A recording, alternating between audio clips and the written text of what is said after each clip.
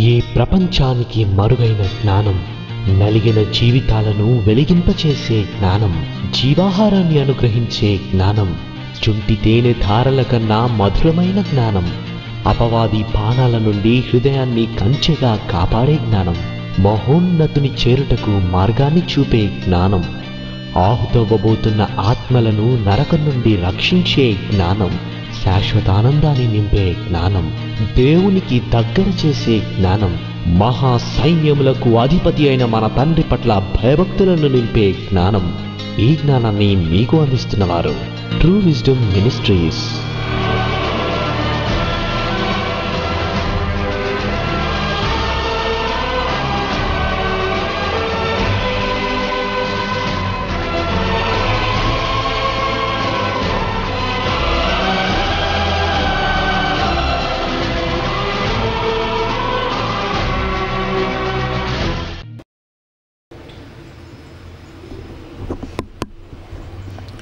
మమ్మల్ని మిక్కిలిగా ప్రేమించే మా ప్రియమైన పరలోకపు తండ్రి, మమ్మల్ని ప్రేమించి మరొక దినాన్ని మా జీవితాలలో అనుగ్రహించి అమూల్యమైన మీ మాటలు వినుటకు మాకు ఆయుష్ను అవకాశమునిచ్చి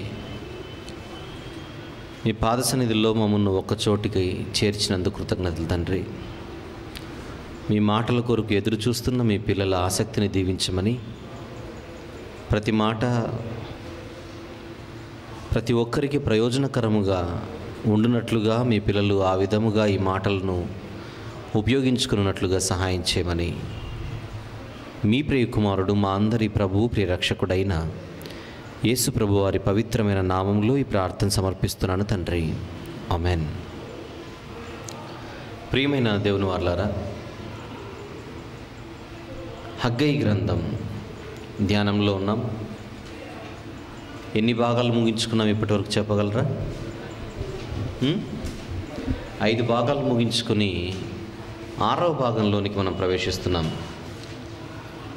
హగ్గై గ్రంథం, పాత నిబంధనలోని హగ్గై గ్రంథం పై ధ్యానం జరుగుతోంది. 2 అధ్యాయాలు కలిగిన ఈ గ్రంథాన్ని కూలంకషంగా మనం ఆలోచిస్తూ ముందుకు సాగుతున్నాం. ఇప్పటి వరకు 1వ అధ్యాయం 1వ వచనం నుండి 2వ అధ్యాయము 19వ వచనం వరకు వివరణ పూర్తయింది. హగ్గై గ్రంథంలో మనం పూర్తి చేసుకున్న 5 భాగాలలో 1వ అధ్యాయం 1వ వచనం నుండి 2వ అధ్యాయము 19వ వచనం వరకు ఇప్పటి వరకు ఈ వివరణ పూర్తయింది. ఇక మిగిలినది 4 వచనాలు మాత్రమే. 2వ అధ్యాయం 20వ వచనం నుండి 23వ వచనం వరకు ఉన్న ఈ వాక్య భాగాన్ని ఈరోజు జాగ్రత్తగా మనము ధ్యానిద్దాం. 20వ వచనం 6వ భాగంలోనికి ప్రవేశం. హగ్గై గ్రంథం 2వ అధ్యాయం 20వ వచన ప్రారంభం. మరియు ఆ నెల 24వ దినమున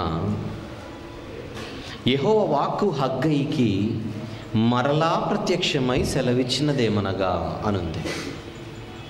మరలా ప్రత్యక్షమై అంటే అదే రోజు అంతకుముందు ఎప్పుడో ఆల్రెడీ ఒకసారి ఆ వాక్కు ప్రత్యక్షమై ఉండాలి. అలా జరిగిందేమో ఒకసారి మనం జ్ఞాపకం చేసుకుందాం. అందుకోసం 10వ వచనాన్ని చూడండి. అదే అధ్యాయము 10వ వచనం. మరియు దర్యావేషు ఏలుబడి యందు 2వ సంవత్సరము 9వ నెల 24వ దినమున యెహోవా వాక్కు ప్రవక్తయగు హగ్గైకి ప్రత్యక్షమై సెలవిచ్చినదేమనగా. ఎప్పుడు ప్రత్యక్షమైంది? దర్యావేషు ఏలుబడి యందు 2వ సంవత్సరము 9వ నెల 24వ దినమున. 9వ నెల 24వ దినాన ఆల్రెడీ ఒకసారి దేవుని వాక్కు హగ్గై గారికి ప్రత్యక్షమైతే అదే రోజు ఇప్పుడు 20వ వచనం. మరియు ఆ నెల 24వ, ఏ నెల? ఆ నెల అంటే ఏ నెల? 9వ నెల. ఏ సంవత్సరం? దర్యావేషు ఏలుబడి యందు 2వ సంవత్సరం. అదే 2వ సంవత్సరం, అదే 9వ మాసం, అదే 24వ దినం, అదే రోజున 2వసారి. అందుకే మరలా అన్న పదం అక్కడుంది. ఎందుకు దీన్ని మళ్ళీ ప్రత్యేకంగా చెబుతున్నానంటే, ఇది విని ఆల్రెడీ వారం పాటు అయిపోయింది మనం. మళ్ళీ అంతకుముందు జరిగింది మీకు గుర్తుంటుందో లేదో గ్యారెంటీ లేదు కదా. మరలా ప్రత్యక్షమైంది అన్నదాన్ని నేను నొక్కి చెప్పకపోతే, ఇంతకుముందు అదే రోజు వాక్కు ప్రత్యక్షమైంది, దేవుని వాక్కు అదే రోజు ప్రత్యక్షమై ఒక సందేశాన్ని హగ్గై గారికి ఇచ్చింది, ఇశ్రాయేలీల కొరకు లేదా యూదుల కొరకు అన్న విషయం మీరు మర్చిపోతారు, మీకు గుర్తుండదు. అంటే ఒకటే రోజు యూదుల కొరకు హగ్గై గారికి వచ్చిన 2 సందేశాలు ఇవి. ఇది 9వ నెల. ఏ 9వ నెల? దర్యావేషు ఏలుబడిలో 2వ సంవత్సరములో 9వ నెల. ఆ 9వ నెల 24వ దినాన 2 మార్లు యెహోవా వాక్కు ప్రత్యక్షమైంది హగ్గై గారికి. మరి అంతకుముందు ఎప్పుడు ఏ నెలలో వచ్చింది? 2వ అధ్యాయం 1వ వచనం. 2వ అధ్యాయం 1వ వచనం. 7వ నెల 21వ దినం. అది 9వ నెల కాదు, అది 7వ నెల. మరి అంతకుముందు ఎప్పుడు వచ్చింది? 1వ అధ్యాయం 1వ వచనం. రాజైన దర్యావేషు ఏలుబడి యందు 2వ సంవత్సరము 6వ నెల 1వ దినం. అంటే మొదటిసారి వచ్చింది 6వ నెలలో, రెండోసారి వచ్చింది 7వ నెలలో, మూడోసారి వచ్చింది 9వ నెల లేదా 9వ మాసం 24వ దినం.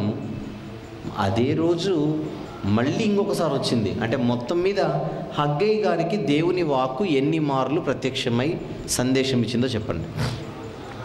మొత్తం 4. ఎన్ని నెలల కాల వ్యవధిలో? 6వ నెల వచ్చింది, 7, 8 వదిలేస్తే 9, అంటే 6, 7, 8, 9, 4 నెలలు. 4 నెలల కాల వ్యవధిలో హగ్గై గారికి 4 మార్లు దేవుని వాక్కు ప్రత్యక్షమై 4 వేరువేరు సందేశాలు ఇచ్చినట్టుగా మనము ఆలోచిస్తున్నాం. గుర్తుందా ఇదంతా?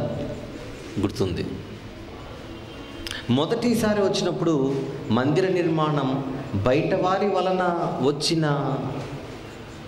బెదిరింపుల వలన ఆగిపోయినందుకు హెచ్చరిక. అది మొదటి సందేశం. చాలా వివరించాను, దాన్ని పక్కన పెట్టండి. 2వ సందేశం లోపలి వారి వలన వచ్చిన ఇబ్బందుల వలన మందిర నిర్మాణం ప్రోత్సాహకరంగా కాకుండా నిరుత్సాహము, అధైర్యములో కొనసాగుతున్న పరిస్థితిలో దేవుని వాక్కు వచ్చిన పరిస్థితి. అందులో మరొక సందేశం ఉంది, అది కూడా మీకు చెప్పాను. 3వ మారు మందిర నిర్మాణం అయితే జరుగుతోంది, కానీ వారి బ్రతుకుల నిర్మాణం అయితే జరగట్లేదని దేవుడు ఒక ఆరోపణ చేస్తూ వారి కొరకు ఇచ్చిన మరొక సందేశం. అది 3వ సందేశం.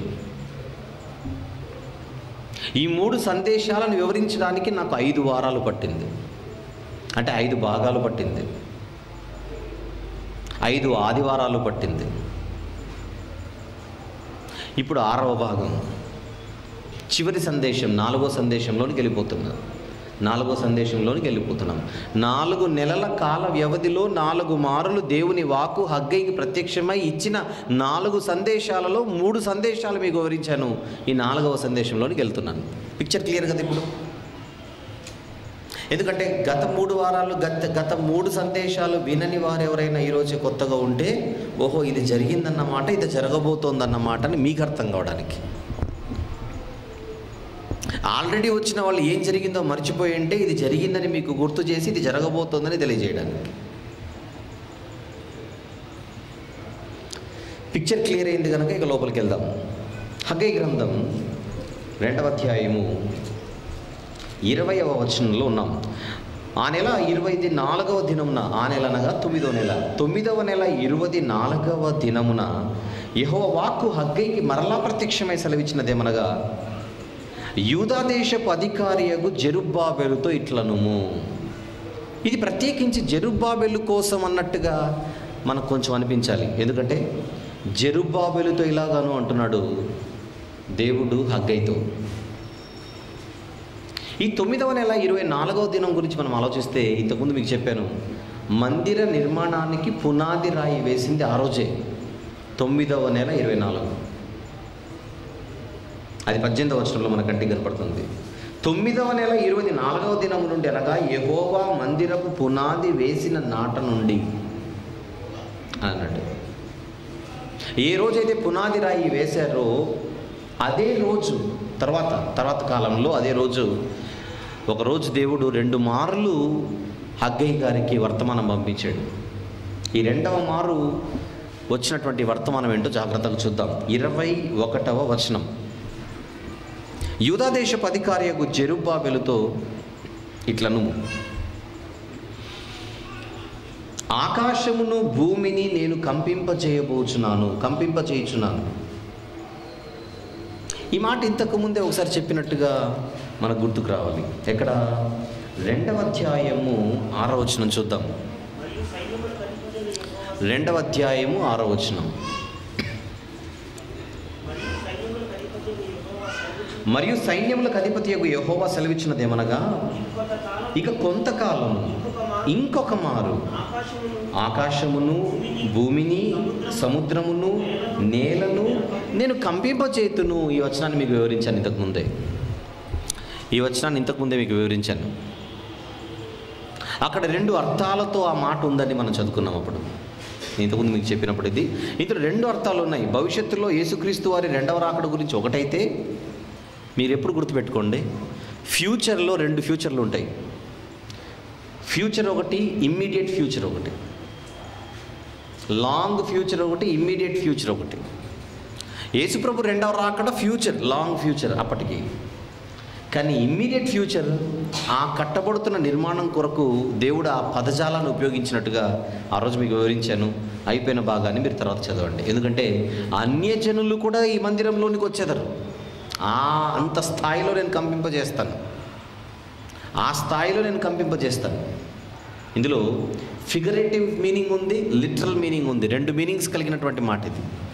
అక్షరానుసారంగా తీసుకోగలిగే అవకాశం ఉంది, దాని యొక్క రూపకాలంకార భావాన్ని కూడా తీసుకునే అవకాశం ఉందని మీకు 2టిని వివరించాను ఈ వచనాన్ని చూపిస్తున్నప్పుడు. కానీ ఇదే మాట మళ్ళీ ఇక్కడ ప్రయోగించబడుతోంది. ఎక్కడ? 2వ అధ్యాయం 21వ వచనం. ఆకాశమును భూమిని నేను కంపింపజేయబోచున్నాను లేదా కంపింపజేయుచున్నాను. అక్కడ ఇంకొక మారు అని ఇంతకుముందు 2వ అధ్యాయంలో మనం చూసాం, 8వ వచనం 6వ వచనంలో. ఎందుకంటే ఆల్రెడీ మోషే గారి కాలంలో ఒకసారి భూమిని కంపింపజేశాడు. ఈసారి భూమినే కాదు, ఆకాశాన్ని కూడా కంపింపజేస్తానన్నాడు. ఈ మాట హెబ్రీ పత్రికలో కూడా 12వ అధ్యాయంలో మరి 2వ రాకడ గురించి సంబంధించి మీకు చూపించడం జరిగింది. అయితే ఈ 2వ అధ్యాయం 6వ వచనంలో ఒకసారి మనం చూస్తున్నాం హగ్గై గ్రంథంలో ఈ మాట. ఇదే 2వ అధ్యాయం 21వ వచనంలో కూడా మన కంటికి కనపడుతుంది. కానీ 2వ అధ్యాయము 6వ వచనంలో ఉన్న భావం ఒక సందర్భానిదైతే, ఈ 2వ అధ్యాయం 21వ వచనంలో చెప్పబడుతున్న భావం మరొక సందర్భానిది.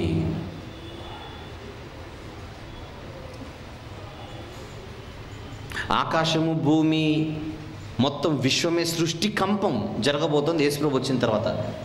అది మనసులో పెట్టుకొని పక్కన పెట్టేయండి.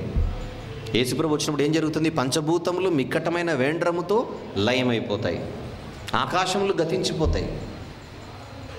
ఆ రోజు జరగబోయేది మహాభయంకరమైన కంపం, చరిత్రలో ఎప్పుడు జరగనిది, ఒకేసారి జరగబోయేది. అది సెకండ్ కమింగ్లో జరగబోయేది, దాన్ని పక్కన పెట్టేయండి. అయితే ఇదే మాట వేరు సందర్భాలలో కూడా దేవుడు ఇక్కడ హగ్గై గారి ద్వారా చెబుతున్నాడు. ఒకటి, అక్కడ కట్టబడుతున్న ఈ మందిరం యొక్క మహిమ ఏ లెవెల్లో ఉంటుందో. ఇది 2వ మందిరం కదా, సొలొమోను కట్టిన మందిరం తర్వాత కట్టబడుతున్న రెండవ పర్యాయం కట్టబడుతున్న నిర్మాణం ఇది. ఈ మొదటి మందిరం కంటే 2వ మందిరం గొప్పదిగా ఉంటుందని చెబుతూ అందులో కడవరి మందిరం గురించి మాట్లాడేశాడు. ఆ కడవరి మందిరం యేసుప్రభు ద్వారా రాబోయే మందిరం ఈ కాలానికి, హగ్గై గారి కాలానికి. అది చాలా గొప్పగా ఉంటుంది, అన్యజనులు కూడా లోనికి ప్రవేశిస్తారని. అన్యజనుల మందిర ప్రవేశం, అన్యజనుల కాంట్రిబ్యూషన్ ఎంత ఉంటుందో చెప్పడానికి 2వ అధ్యాయం 6వ వచనంలో చెప్పాడు. ఏం చెప్పాలని నేను ప్రయత్నం చేస్తున్నాను, మీరు క్యాచ్ చేయడానికి సిద్ధంగా ఉండాలి. ఆకాశమును భూమిని కంపింపజేస్తాను అన్న మాట 2వ అధ్యాయం 6వ వచనంలో కూడా ఉంది, 2వ అధ్యాయం 21వ వచనంలో కూడా ఉంది. అదే మాట 6వ వచనంలో చెప్పబడుతున్న సందర్భం మందిరం యొక్క వైభవం గురించి చెప్పడానికి. అది గుర్తుపెట్టుకోండి. అదే మాట 2 భావాలను తెలియచేయడానికి దేవుడు 2 సందర్భాలలో ఉపయోగించాడు. 7వ నెలలో అదే మాట చెప్పాడు, 9వ నెలలో అదే మాట చెప్పాడు. 7వ నెలలో చెప్పడానికి ఒక కారణం ఉంది, 9వ నెలలో చెప్పడానికి ఒక కారణం ఉంది. 7వ నెలలో చెప్పడానికి గల కారణం మందిరం యొక్క వైభవం గురించి తెలియజేయడానికి చెప్పాడు, మందిరం యొక్క మహిమ గురించి తెలియజేయడానికి చెప్పాడు. కానీ ఈ 21వ వచనంలో, అంటే 9వ నెల కదా అది ఇప్పుడు మనం మాట్లాడుకుంటుంది, ఈ 9వ నెలలో ఆ మాట చెప్పడానికి గల కారణం ఏంటో తెలియాలంటే ఒకసారి కిందికి చదువుకుంటూ వెళ్దాం. 21 మళ్ళీ ప్రారంభించి, యూదాదేశపు అధికారియగు జెరుబ్బాబెలుతో ఎట్లనము ఆకాశమును భూమిని నేను కంపింపచేయుచున్నాను. రైట్, మరి కంపింపజేస్తే ఏం జరుగుతుంది? కంపింపజేస్తే ఏం జరుగుతుందో తెలియాలంటే కింద చెబుతున్నాడు 22వ వచనం, రాజ్యముల సింహాసనములను నేను క్రింద పడవేతును, అన్యజనుల రాజ్యములకు కలిగిన బలమును నాశనం చేతును, రథములను వాటిని ఎక్కిన వారిని క్రింద పడవేతును, గుర్రములను రౌతులను ఒకరి ఖడ్గము చేత ఒకరు కూలుదురు. నేను ఎప్పుడైతే ఆకాశాన్ని భూమిని కంపింపజేస్తానో ఇవన్నీ జరుగుతాయి. ఏం జరుగుతాయి? రాజ్యముల సింహాసనములు నేను తీసేస్తాను, అన్యజనుల రాజ్యములకు కలిగిన బలమును నాశనం చేతును. ఈరోజు మీ కళ్ళతో ఏ రాజ్యాలనైతే మీరు చూస్తున్నారో, హగ్గయి నువ్వు జెరుబ్బాబెలుతో చెప్పాలి ఈ మాట. జెరుబ్బాబెలుతోనే కదా చెప్పమనింది ఈ మాట 21వ వచనంలో. ఈ జెరుబ్బాబెలు యూదాదేశపు అధికారి, అతనికి నువ్వు చెప్పాలి నేను భవిష్యత్తులో ఏం చేయబోతున్నాను. నేనేం చేయబోతున్నానంటే ఆకాశమును భూమిని కంపింపజేస్తే రాజ్యముల సింహాసనములు పడిపోతాయి, అన్యజనుల రాజ్యాలన్నీ కూడా పడిపోతాయి, వారి యొక్క బలం నాశనం అయిపోతుంది. రథములను వాటిని ఎక్కిన వారిని క్రింద పడవేతును, గుర్రములను రౌతులను ఒకరి ఖడ్గము చేత ఒకరు కూలుదురు. అల్టిమేట్గా అన్యజనుల రాజ్య బలమంతా కూడా నేను తీసివేయబోతున్నాను. ఆ లెవెల్లో కంపం ఉంటుంది. ఒక ప్రశ్న, త్వరలో నేను అన్యజనుల రాజ్యాలను తీసేస్తానంటే ఏ రాజ్యాన్ని స్థాపిద్దామనో మీరు ఆలోచించి చెప్పండి. అన్యజనుల రాజ్యాలను నేను తీసేస్తానంటున్నాడంటే ఏ రాజ్యాన్ని స్థాపించాలనుకుంటున్నాడు? మరి ఆయన రాజ్యం, రాజ్యాలే లేకుండా చేస్తాను అనలేదు, అన్యజనుల రాజ్యాలు తీస్తాను అంటే అసలైన రాజ్యం ఒకటి వస్తుంది. అది నా రాజ్యం. ఒక రాజ్యాన్ని స్థాపిస్తాను.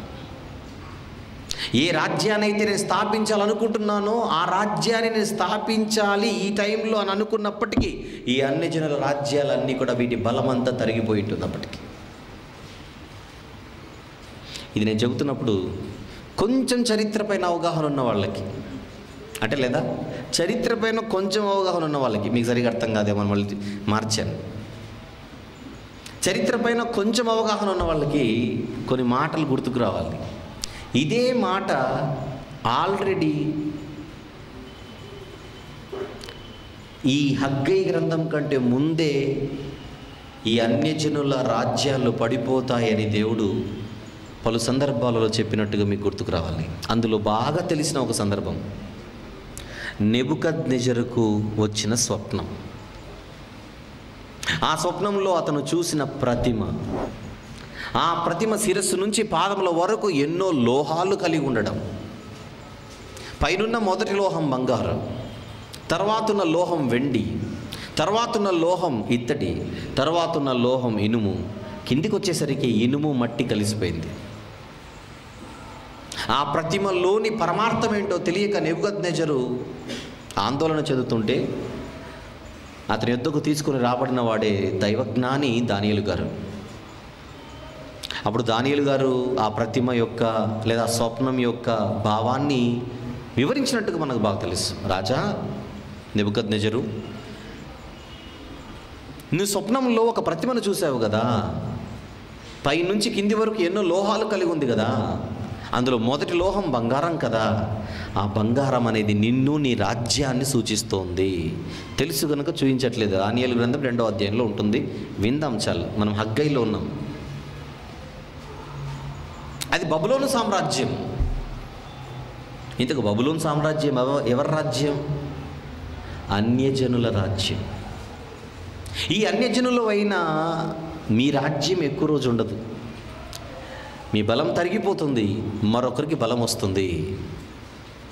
ఆ తర్వాత వెండితో పోల్చబడిన రాజ్యమే మాదీయుల పారసీకుల రాజ్యం.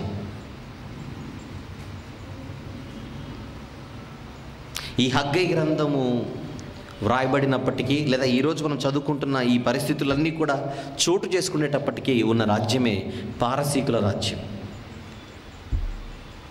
అంటే ఆ రోజు జెరుబ్బాబెలు కానీ పారసీకపు గవర్నర్గా వచ్చాడు అక్కడికి. రాజైన దర్యావేషు, అతను ఒక పారసీకపు రాజు. ఈ హగ్గై గ్రంథంలో మనం చదువుతున్న రాజు దర్యావేషు అయితే అతను ఒక పారసీకపు రాజు. ఆ రోజు దేవుడు ఈ మాట చెప్పేటప్పటికీ హగ్గై గారి ద్వారా జెరుబ్బాబెలుకి ఆల్రెడీ పారసీకపు రాజ్యం అక్కడ ఉంది. కానీ నువ్వు జెరుబ్బాబెలుతో ఒక మాట చెప్పాలి, ఈ రాజ్యం ఎక్కువ కాలం ఉండదు. ఆ ప్రతిమ ద్వారా దేవుడిచ్చిన మాట ఈరోజు జెరుబ్బాబెలుతో చెబుతున్న మాట హగ్గై గారి ద్వారా రెండు ఒకటే విషయం. ఆ ప్రతిమను కూడా కొద్దిసేపు ఈ సిచ్యువేషన్లోకి తెచ్చుకుంటే, ఈ పారసీకుల రాజ్యం పూర్తయిన తర్వాత, వాళ్ళ బలం తరిగిపోయిన తర్వాత వచ్చే రాజ్యమే గ్రేకీయుల రాజ్యం అని అన్నాడు, లేదా గ్రీకుల రాజ్యం. ఇత్తడితో పోల్చబడింది అది కూడా అన్ని జనుల రాజ్యమే. అటు బబులోను కానీ, ఈ మాదీయ పారసీకుల రాజ్యం కానీ, తర్వాత వచ్చే గ్రీకుల రాజ్యం కానీ, ఇవన్నీ కూడా అన్ని జనుల రాజ్యాలు. ఆ తర్వాత చివరన వచ్చే రాజ్యం రోమా రాజ్యం, ఇనుముతో పోల్చబడింది. హగ్గై గ్రంథంలో ఈరోజు దేవుడు ఈ రాజైన దర్యావేషు ఏలుబడిలో 2వ నెల 9వ మాసం 24వ దినాన ఈ వాక్కు ప్రత్యక్షమే చెబుతున్న మాట, ఆల్రెడీ నీకు తెలిసిన బబులోను రాజ్యం ఒక అన్యజనుల రాజ్యం, ఈరోజు నువ్వు కళ్ళతో చూస్తున్న రాజ్యం పారసీకుల రాజ్యం, అంతకుముందు మాదీయులది. త్వరలో ఇంకొన్ని రాజ్యాలు రావచ్చు, కానీ త్వరలో ఈ రాజ్యములకున్న బలాన్ని మొత్తం నేను తీసేస్తున్నాను.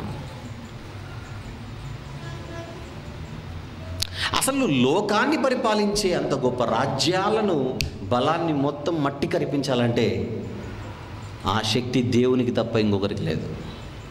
మానవ మాతృడు ఎవరు కూడా వారి రాజ్యాలకు ఉండే బలాన్ని తీయలేడు.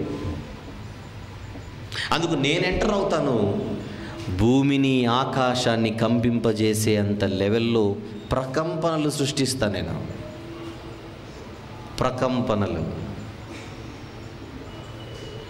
ఎలక్షన్లప్పుడు ఒక పార్టీ ఖచ్చితంగా అధికారంలో వస్తుందని మనం అందరం భావించాం అనుకోండి. మన అంచనాలన్నిటినీ తలకిందులు చేస్తూ మరొక పార్టీ వచ్చింది. రాదనుకున్న పార్టీ, నిన్నగాక మొన్నొచ్చిన పార్టీ అనుకోండి కొద్దిసేపు. చరిత్రలో పెద్ద పెద్ద చరిత్ర కలిగిన, సంవత్సరాల తరబడి గొప్ప పేర్లు గాంచినటువంటి పెద్ద పెద్ద పార్టీలన్నిటిని తొక్కేస్తూ ఈ మధ్య కాలంలో కొత్తగా పుట్టిన ఒక రాజకీయ పార్టీ అందరినీ అన్ని కాన్స్టిట్యుయెన్సీస్లో, నియోజకవర్గాల్లో ఓడించుకుంటూ అధికారంలోకి వచ్చిందనుకోండి, అధికారంలోకి వస్తోందనుకోండి ఫర్ ఎగ్జాంపుల్. అప్పుడు మీరు టీవీ ఆన్ చేసి న్యూస్ ఛానల్ ఓపెన్ చేయండి, ఏమంటారు చెప్పండి? ప్రకంపనలు సృష్టిస్తున్న కొత్త పార్టీ అని అంటాడు. ఆ తర్వాత న్యూస్ పేపర్లో చూడండి, కొత్త పార్టీ పేరు ఏదైనా XYZ అనుకోండి, XYZ పార్టీ ఒక సునామీ అంటాడు, ప్రళయ గర్జన అంటాడు. ఆ పేర్లు చూడండి ఎలా ఉంటాయో. అప్పుడప్పుడు ఈ పార్టీ వాళ్ళు కూడా కొన్ని మహాసభలు పెట్టి ఏం చెప్తారు చెప్పండి? ఆ పార్టీకి ఏమైనా పెడతారు? గర్జన అంటారు అనమాట. విన్నారు కదా ఈ పేర్లన్నీ.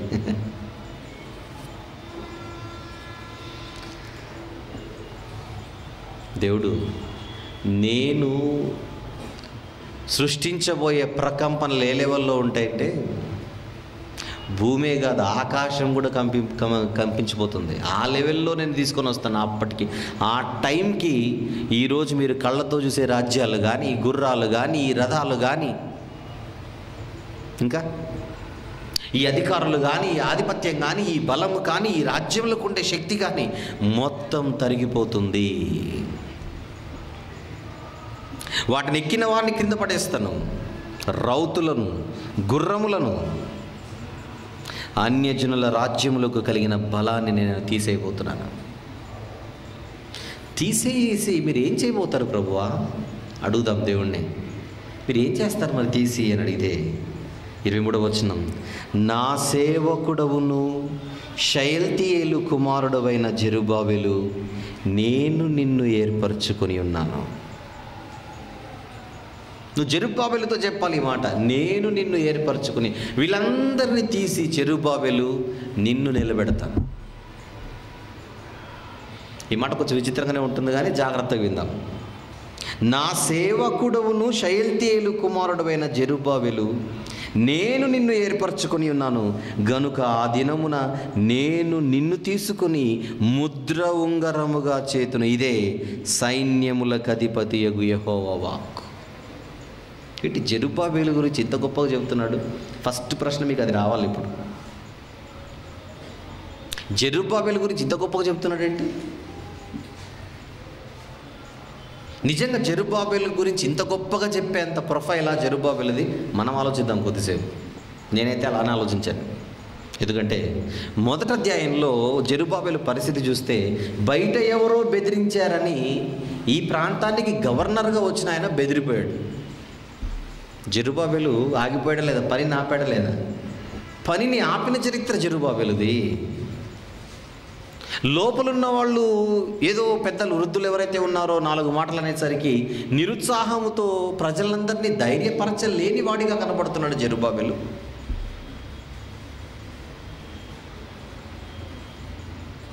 మందిరాన్ని అయితే కడుతున్నారు కానీ వారి జీవితాలు కట్టుకోలేని పరిస్థితిలో ఉండగా ప్రజలను హెచ్చరించినట్టుగా కూడా జెరుబ్బాబెలు కంటికి కనపడట్లేదు. మరి అలాంటి జెరుబ్బాబెలు గురించి అంత గొప్పగా ఎందుకు మాట్లాడుతున్నాడు? ఒక బబులోను సామ్రాజ్యాన్ని ఆల్రెడీ తీసేశాను జెరుబ్బాబెలు.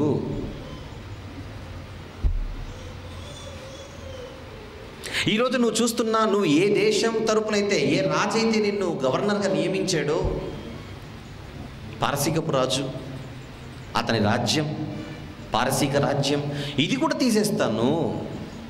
తర్వాత రాబోయే గ్రీకుల రాజ్యాన్ని తీసేస్తాను, తర్వాత రాబోయే రోమా సామ్రాజ్యాన్ని తీసేస్తాను, నిన్ను నిలబెడతాను అంటున్నాడు. జెరుబ్బాబెలుకి ఇంతకంత ఆయుష్ ఉందా? జెరుబ్బాబెలుకు నిజంగా అంత ఆయుష్ ఉందా? రోమా సామ్రాజ్యం తర్వాత గ్రీకులు రావాలి, తర్వాత రోమీలు రావాలి, వాళ్ళ పరిపాలన పూర్తయ్యే స్థితికి రావాలి. మరి అన్ని వందల సంవత్సరాలు జెరుబ్బాబెలు నిలబడతాడా? జెరుబ్బాబెలును చూస్తే అంత గొప్పవాడిగా నాకేం కనపడట్లేదు. కానీ ఎందుకు జెరుబ్బాబెలుని దేవుడు ఏర్పరచుకుంటున్నాడు? పైపెచ్చు నా సేవకుడు అంటున్నాడు చూడండి జెరుబ్బాబెలుని. జకర్యా గ్రంథంలో కూడా జెరుబ్బాబెలు గురించి రాయబడిన ఒక మాట చూద్దాం. పక్క పుస్తకం అది. జకర్యా గ్రంథం 4వ అధ్యాయం. ఈ మందిర నిర్మాణం గురించి తెలుసు కదా. హగ్గయితో పార్ట్నర్గా ఎవరున్నారు? సహా సేవకుడిగా ఎవరున్నారు? సహ ప్రవక్తగా ఎవరున్నారని చెప్పాను మీకు. హగ్గయి గారు ప్లస్ యవనస్తుడైన జకర్యా అని చెప్పాను. అందువల్ల ఇద్దరు సమకాలీకులు, ఒకే స్థితిలో ఒకే పరిస్థితిలో పనిచేసిన దేవుని ప్రవక్తలు, దైవజనులు వీళ్ళిద్దరు. ఒకసారి 6వ వచనం 7వ వచనం మందిర నిర్మాణం గురించి జెరుబ్బాబెలు గురించి చెప్పబడుతున్న మాట జకర్యా గ్రంథం 4వ అధ్యాయం 6, 7 వచనంలో చూద్దాం. అప్పుడు అతడు నాతో ఇట్లా, నేను జెరుబ్బాబెలునకు ప్రత్యక్షమగు యెహోవా వాక్కు ఇదే. జెరుబ్బాబెలు గురించే. శక్తి చేతనైనను బలము చేతనైనను కాక నా ఆత్మ చేతనే ఇది జరుగునని సైన్యములకు అధిపతియగు యెహోవా సెలవిచ్చెను.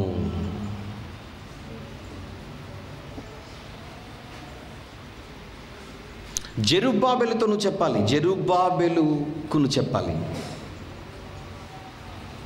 నువ్వు ఏ మందిర నిర్మాణం అయితే చేపట్టావో అది నీ శక్తి చేత కాదు, కానీ లేదా మనుషుల శక్తి కాదు, అది మనుషుల బలము చేత కాదు, నా ఆత్మ చేత ఇది కట్టబడుతుంది. జెరుబ్బాబెలుకు నువ్వు చెప్పాలి. ఇంకా కిందికి వెళ్దాం. గొప్ప పర్వతమా, జెరుబ్బాబెలును అడ్డగించుటకు నువ్వు ఏమాత్రపు దానవు. ఎవరైతే ఈ మందిర నిర్మాణానికి అడ్డుపడుతున్నారో వాళ్ళ గురించి చెప్పబడుతున్న మాట, జెరుబ్బాబెలును అడ్డగించుటకు నువ్వే మాత్రపు దానవు. జెరుబ్బాబెలు అంతా హైలైట్ చేస్తున్నాడు ఏంటి? ఆ ప్రశ్న రావాలి మీకు ఇప్పుడు. ఒక గవర్నర్కి వచ్చిన ఆయన అంత గొప్పోడిగా ప్రవక్తలు మాట్లాడుతున్నారేంటి? 9వ వచనం, 8-9. యెహోవా వాక్కు మరలా నాకు ప్రత్యక్షం ఇలాగ సెలవిచ్చెను, జెరుబ్బాబెలు చేతులు ఈ మందిరపు పునాది వేసి ఉన్నవి, అతని చేతులు ముగించును. ఏ చేతులైతే పునాది రాయి వేశాయో అదే చేతులు ఈ మందిర నిర్మాణాన్ని పూర్తి చేస్తాయి. అంటే ఓవరాల్గా జెరుబ్బాబెలుతో నేనున్నాను, ప్రపంచమంతా ఏకమైన జెరుబ్బాబెలుకు వ్యతిరేకంగా నిలబడి సాధించగలిగేది ఏది లేదు అన్నమాట చెప్పాడు ఇక్కడ. జెరుబ్బాబెలు ఇంతకు ఎవరైనా, ఈయన గురించి ఎక్కువగా మనం మాట్లాడుకోం జనరల్గా, కానీ రాజ్యాలను తీసేసి జెరుబ్బాబెలు నువ్వు నా సేవకుడు, నేను నిన్ను ఏర్పరచుకొని ఉన్నాను, నేను నిన్ను నిలబెడతాను. ఇంకేమన్నాడు హగ్గీలో ఏమన్నాడు? నేను నిన్ను ఏర్పరచుకొని ఉన్నాను కనుక ఆ దినమున నేను నిన్ను తీసుకొని ముద్ర ఉంగరముగా చేతును. ముద్ర ఉంగరం ఇంగ్లీష్లో సిగ్నెట్ రింగ్ అని అంటాడు.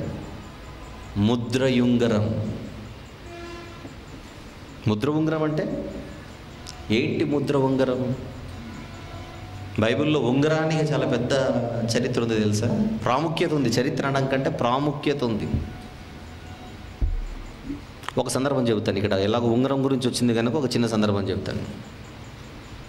యోసేపు గారు చెరసాలలో ఉన్నాడు. ఫరో గారికి కల వచ్చింది. నెబుకద్నెజరుకు కలభావాన్ని చెప్పడానికి దానియేలు అనే దైవజనుడు ఆ రోజుల్లో ఎలాగైతే ఉన్నాడో, ఐగుప్తు రాజు ఫరోకు వచ్చిన కళను తెలియజేయడానికి ఒకే ఒక్కడుగా దేవుని బిడ్డగా, దైవజనుడిగా, దైవ జ్ఞానిగా ఉన్నవాడు యోసేపు గారు ఆ రోజు. ఆయన ఈ రాజు దగ్గరికి పిలువబడతాడు. ఆయనకు వచ్చిన కళనంతటిని ఎవరూ చెప్పలేనంత గొప్పగా వాస్తవాన్ని అరటిపండు తోలుల్చి చెప్పినట్టుగా చెప్పేశాడు. అవాక్కైపోయిన ఫరో యోసేపుతో అంటున్న మాట ఒక్కసారి చూద్దాం. ఆదికాండం ప్లీజ్.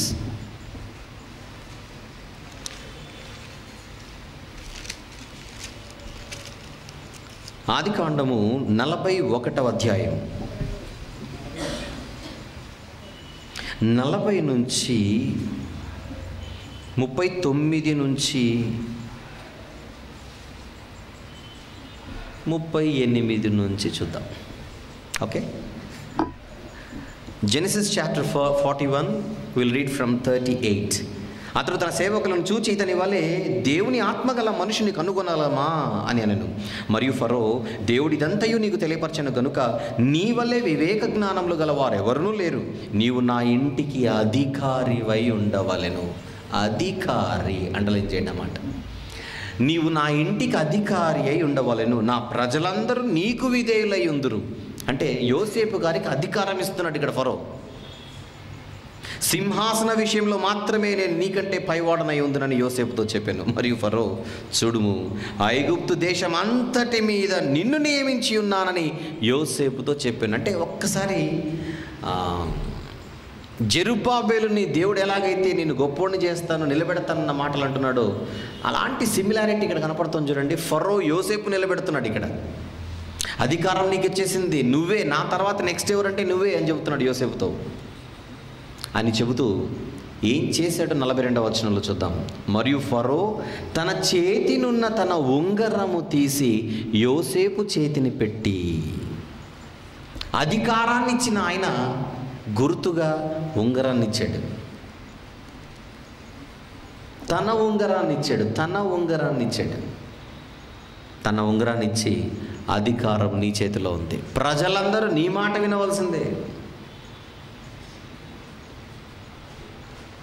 అంటే ఒక పై స్థాయిలో ఉన్న ఆయన తనకంటే కింది స్థాయిలో ఉన్న ఆయనకు అధికారాన్ని ఇచ్చేటప్పుడు సూచనగా ఏమిస్తున్నాడు చూడండి ఇక్కడ, ఉంగరం.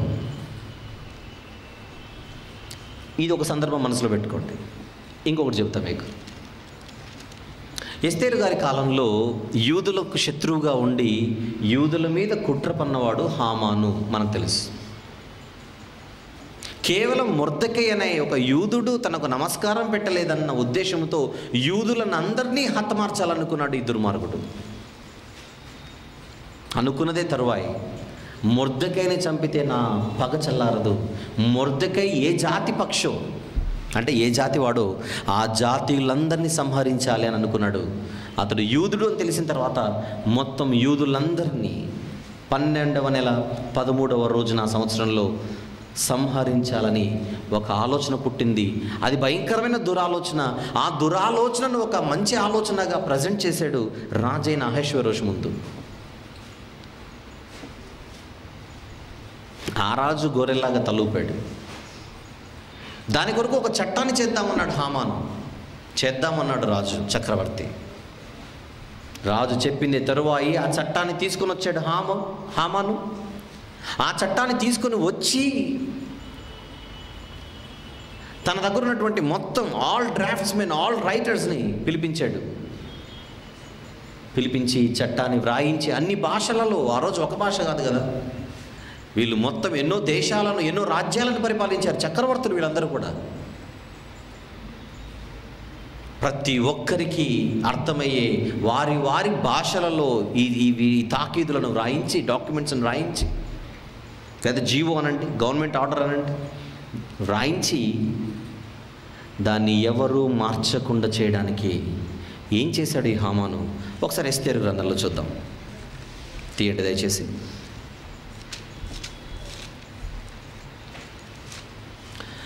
ఎస్తేరు గ్రంథము 3వ అధ్యాయం.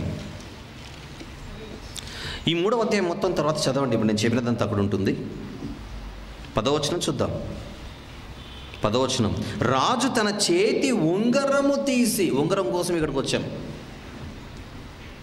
రాజు తన చేతి ఉంగరము తీసి దానిని హమెదాత కుమారుడైన అగాగీయుడగు హామానుకిచ్చి, నువ్వు చేయాలనుకుంది చేయని చెప్పాడు. అప్పుడు 12వ వచనంలో ఇతను ఏం చేశాడు?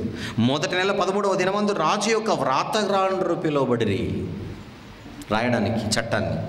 హామాను ఆజ్ఞాపించిన ప్రకారం అంతయు ఆయా సంస్థానముల మీద ఉంచబడిన రాజు యొక్క అధిపతులకును అధికారులకును, ఆయా సంస్థానములలోని జనముల మీద ఉంచబడిన అధిపతులకును అధికారులకును వారి వారి లిపిని బట్టి, ఆయా జనముల భాషను బట్టి రాజైన అహష్వేరోషు పేరిట ఆ వ్రాతగాండ్ర చేత తాకీదులు వ్రాయింపబడి రాజు ఉంగరము చేత ముద్రింపబడెను. రాజు ఉంగరము చేత ముద్రింపబడెను. ఏంటి రాజు ఉంగరం ముద్ర? ఏంటిది?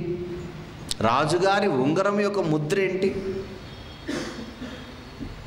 ఈ రోజుల్లో చాలా ఇంపార్టెంట్ డాక్యుమెంట్స్ పైన మన చేతి సంతకం ఉంటుంది. ఒక చెక్ తీసుకోండి, మీ సంతకం ఉంటేనే చెక్ చెల్లుతుంది.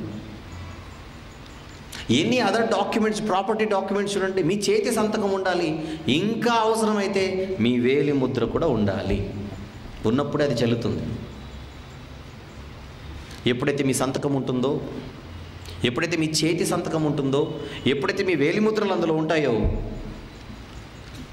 ఆ డాక్యుమెంట్కి విలువ భయంకరంగా పెరిగిపోతుంది. మీ సంతకం ఉంటే చెక్కుపై మీరు ఎంత మొత్తంలో అమౌంట్ రాస్తే అంత ఇవ్వాల్సిందే బ్యాంక్. సంతకం లేకపోతే దానికి డబుల్ ఫిగర్ వేసిన సింగిల్ రూపీ కూడా ఇవ్వడు. అలాంటి ప్రాముఖ్యత కలిగినదే రాజుగారి ఉంగరం యొక్క ముద్ర. ఇంత ఇంపార్టెంట్. యూదులను సంహరించాలి.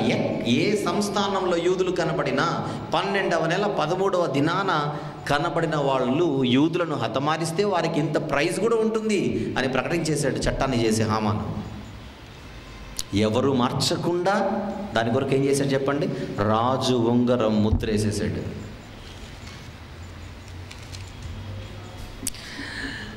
ఈ టైంలో ఎవరు ఎంటర్ అయితే పరిస్థితులు మారుతాయో ఆయనే ఎంటర్ అయ్యాడు. ఆయనే దేవుడు. మానవుడు మార్చజాలడు కదా. రాజుగారి ఉంగరం ముద్ర పడితే మానవుడు మార్చజాలడు. దేవుడు ఎంటర్ అయితే ఎవరినైనా మారుస్తాడు. దేవుడు అద్భుతంగా ఎంటర్ అయ్యాడు. హామాను తాను చేసినదే తన నెత్తి మీదకి వచ్చేలా చేశాడు. మొర్దెకై కొరకు ఏ ఉరికొయ్యనైతే చేయించాడో ఆ ఉరికొయ్య మీద హామానే ఉరి తీయబడ్డాడు. యూదులకు శత్రువు మరణం జరిగింది. కానీ ఆ హామాను బతికున్నప్పుడు చేసిన చట్టం మాత్రం బతికే ఉంది. ఇంకా చట్టము చేసిన హామాను చచ్చాడు, కానీ చచ్చిన హామాను బ్రతికున్నప్పుడు చేసిన చట్టం మాత్రం బ్రతికే ఉంది. ఎందుకు? రాజుగారి ఉంగరం ముద్ర ఆ డాక్యుమెంట్స్ పైన ఉన్నాయి కనుక. నేను చచ్చిపోయిన తర్వాత అండి నా ఆస్తి అంతా పలానా వారికి రావాలండి అని ఒక ఆయన రాసి సంతకం చేసి చచ్చిపోయాడు. ఈయన చచ్చిపోయినా ఆ డాక్యుమెంట్స్కి విలువ ఉంటుందా ఉండదా చెప్పండి? ఉంటుంది. అవి బతికే ఉన్నాయి. ఇంకా ఎస్తేరు గారికి హామాన్ వెళ్ళిపోయాడన్న టెన్షన్ తగ్గినా డాక్యుమెంట్స్ ఇంకా బతికే ఉన్నాయన్న టెన్షన్ మాత్రం ఎక్కువ ఉంది. మళ్ళీ రాజుగారి దగ్గరకు వచ్చింది ఆవిడ. దీని విషయమే మళ్ళీ పిటిషన్ పెట్టింది ఏడుస్తూ. అప్పుడు ఆయన ఏమన్నాడు అదే ఎస్తేరు గ్రంథం 8వ అధ్యాయంలో చూద్దాం. అదే ఎస్తేరు గ్రంథం 8వ అధ్యాయము 7 నుంచి చదువుకుందాం. 7 నుంచి. రాజైన అహష్వేరోషు రాణి అయిన ఎస్తేరునకును యూదుడైన మొర్దెకైకి ఇలాగ సెలవిచ్చాను. హామాను ఇంటిని ఎస్తేరుకి ఇచ్చి ఉన్నాను. అతడు యూదులను హతము చేయుటకు ప్రయత్నించినందున అతడు ఉరికొయ్య మీద ఉరి తీయబడను. అయితే ఇక్కడ చిన్న ప్రాబ్లం ఉంది అంటున్నాడు ఆయనే. రాజే ప్రాబ్లం అంటున్నాడు చూడండి. అయితే రాజు పేరిట వ్రాయబడి రాజు ఉంగరముతో ముద్రింపబడిన తాకీదును ఏ మానవుడును మార్చజాలడు. ఆల్మోస్ట్ నాకు కూడా కష్టమే అన్నట్టు చెబుతున్నాడు ఈయన. నాకు కూడా కష్టమే అంటున్నాడు ఈయన. కాకపోతే ఒక చిన్న ఫెసిలిటీ ఉంది ఇక్కడ. ఈ సౌకర్యాన్ని మీరు ఉపయోగించుకోవాలి అర్జెంటుగా అని చెప్పేశాడు. ఏంటి ఆ సలహా? కాగా మీకు ఇష్టమైనట్టు మీరు రాజునైన నా పేరట యూదుల పక్షమున తాకీదు రాయించి రాజు ఉంగరముతో దాన్ని ముద్రించుడి. కొత్త చట్టాన్ని మీరు చేయండి. చేసినోడు చచ్చిపోయాడు కనుక అని ఈయనే సలహా ఇచ్చాడు మళ్ళీ. అప్పుడు మొర్దెకై కొత్త చట్టాన్ని తీసుకొని వచ్చి యూదులను రక్షించే చట్టాన్ని తీసుకొని వచ్చి రాజుగారి ఉంగరముతో ఏం చేశాడు? దానికి ముద్ర వేయించాడు. 10వ వచనం. రాజైన అహష్వేరోషు పేరిట తాకీదులు మొర్దెకై రాయించి రాజు ఉంగరముతో ముద్రించి. ఈ సందర్భాలు ఎందుకు చెప్తున్నాను మీకు? రాజు ఉంగరం ముద్ర అంటే ఏంటో మీకు తెలియడానికి, దానికి ఉన్న ప్రాముఖ్యత అర్థం కావడానికి. హామానుకున్న అధికారం చచ్చిపోయాడు, పోయింది. ఇప్పుడు ఆ అధికారం ఎవరి చేతికి వచ్చింది అనుకుంటున్నారు? మొర్దెకై చేతికి వచ్చింది. హామాను ఏ పొజిషన్లో అయితే ఉన్నాడో ఆ పొజిషన్లోనికి మొర్దెకై వచ్చేసాడు. మొర్దెకై ఎప్పుడైతే అధికారం పొందాడో దానికి సూచనప్రాయంగా రాజు ఏం చేశాడో 8వ అధ్యాయం 2వ వచనం చాలు. 2వ వచనం చాలు. రాజు 8వ అధ్యాయం 2వ వచనం. రాజు హామాను చేతిలో నుండి తీసుకొనిన తన ఉంగరమును మొర్దెకైకి ఇచ్చెను. ఎస్తేరు మొర్దెకైని హామాను ఇంటి మీద అధికారిగా ఉంచెను. ఉంగరం ఇచ్చి అధికారిగా నియమిస్తున్నారు. Note this point. యోసేపుకు ఉంగరం ఇచ్చాడు, అధికారం ఇచ్చాడు. ఇక్కడ మొర్దెకైకి ఉంగరం ఇచ్చాడు, అధికారిగా చేస్తున్నారు. ఇక్కడ రాజుగారి ఉంగరం. ఆ ఉంగరానికి ముద్ర, దానికి ఎంతో ప్రాముఖ్యత. దాన్ని ఎవడు మార్చలేడు. ఎవడు మార్చలేనంత బలమైన ముద్ర రాజుగారి ఉంగరం యొక్క ముద్ర. యోసేపు గారి సందర్భం మైండ్లో పెట్టుకొని ఉంగరం ప్రాముఖ్యత మీరు మనసులో పెట్టుకోండి. మొర్దెకై సందర్భాన్ని మనసులో పెట్టుకొని ఉంగరం ప్రాముఖ్యత సందర్భాన్ని మనసులో పెట్టుకోండి. కానీ దీనికంటే ముందు ఇంకొక చరిత్ర జరిగింది. మొర్దెకై కంటే ముందు ఒక చరిత్ర జరిగింది. అది బబులోను రాజు నెబుకద్నెజరు కుమారుడు బెల్షస్సరు చచ్చిపోయిన తర్వాత, అదే మెనే టెకేలు ఫార్సీన్ అన్న సందర్భం. అతను చచ్చిపోయిన తర్వాత గద్దెనెక్కిన వాడే మాదీయుడగు దర్యావేషు. కన్ఫ్యూజ్ అవ్వకండి. హగ్గై గ్రంథంలో కనబడుతున్న దర్యావేషు పారసీకుడగు దర్యావేషు, పేరు ఒకటే. ఇప్పుడు నేను మాట్లాడుతున్న దర్యావేషు మాదీయుడగు దర్యావేషు. అతను ముందు బబులోను చక్రవర్తి బెల్షస్సరు చచ్చిపోయిన వెంటనే గద్దెనెక్కినవాడు. అతడికి దానియేలు గారు అంటే చాలా ఇష్టం. దానియేలు గారిని చాలా ఉన్నతమైన స్థానంలో పెట్టాడు. దానియేలు గారికి ఉన్నటువంటి హోదాను చూసి తట్టుకోలేని అసూయపరులు కొంతమంది అక్కడ తయారైపోయారు. ఎలాగైనా సరే దానియేలు గారిని నేరస్తుడిగా చూపించాలని ఎన్నో ప్రయత్నాలు చేశారు, కానీ కుదరలేదు. అప్పుడు వీళ్ళు ఫిక్స్ అయ్యి ఆలోచించి ఒక దేవుని విషయంలో తప్ప దానియేలును పట్టుకోవడం చేత కాదు మనకు. ఆయన ఎక్కడ దొరకడు, అంత నీతిమంతుడు.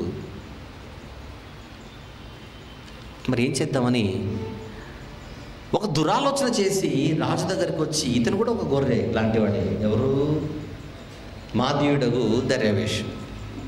వీళ్ళు ఇచ్చిన సలహా ఇతనికి నచ్చింది. ఏంటంటే, రాబోయే 30 దినాలు మీ రాజ్యంలో ఏ మనిషి కూడా, ఏ వ్యక్తి కూడా, అన్ని సంస్థానాలలో ఎవరు కూడా ఏ దేవునికి మొక్కకూడదు, ఏ దేవునికి తమ మన్నవులు తమ విన్నపాలు పెట్టుకోకూడదు.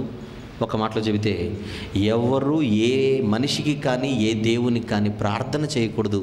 ఏదైనా ఉంటే మీ దగ్గరకు వచ్చి మిమ్మల్ని పిటిషన్ పెట్టాలి, మిమ్మల్ని అడగాలి, మిమ్మల్ని మీ దగ్గరే మనవి పెట్టుకోవాలి. ఒక 30 రోజులు ఇది చేద్దామని ఒక విచిత్రమైన చట్టాన్ని వాళ్ళు కోరుతారు. ఇదేదో బాగుంది కదా, flattery is the food of fools అని తెలియక అందరూ నా దగ్గరకు వస్తే ఇంకా నేను గొప్పను అవుతాను అనుకున్నాడేమో ఈ దర్యావేషు. సరే, అప్పుడు వాళ్ళు అన్నారు, ఇది జరగకపోతే ఎవరైనా దీన్ని ధిక్కరిస్తే సింహముల బోనులో పడవేసేయాలి. దానియేలును టార్గెట్ చేసి వీళ్ళు చేస్తున్నారన్న విషయం ఆయనకు తెలియదు. ఆవేశంలో ఓకే అనేసాడు దర్యావేష్. అప్పుడు వాళ్ళు ఏం చేశారో ఒకసారి చూద్దాం. దానియేలు గ్రంథం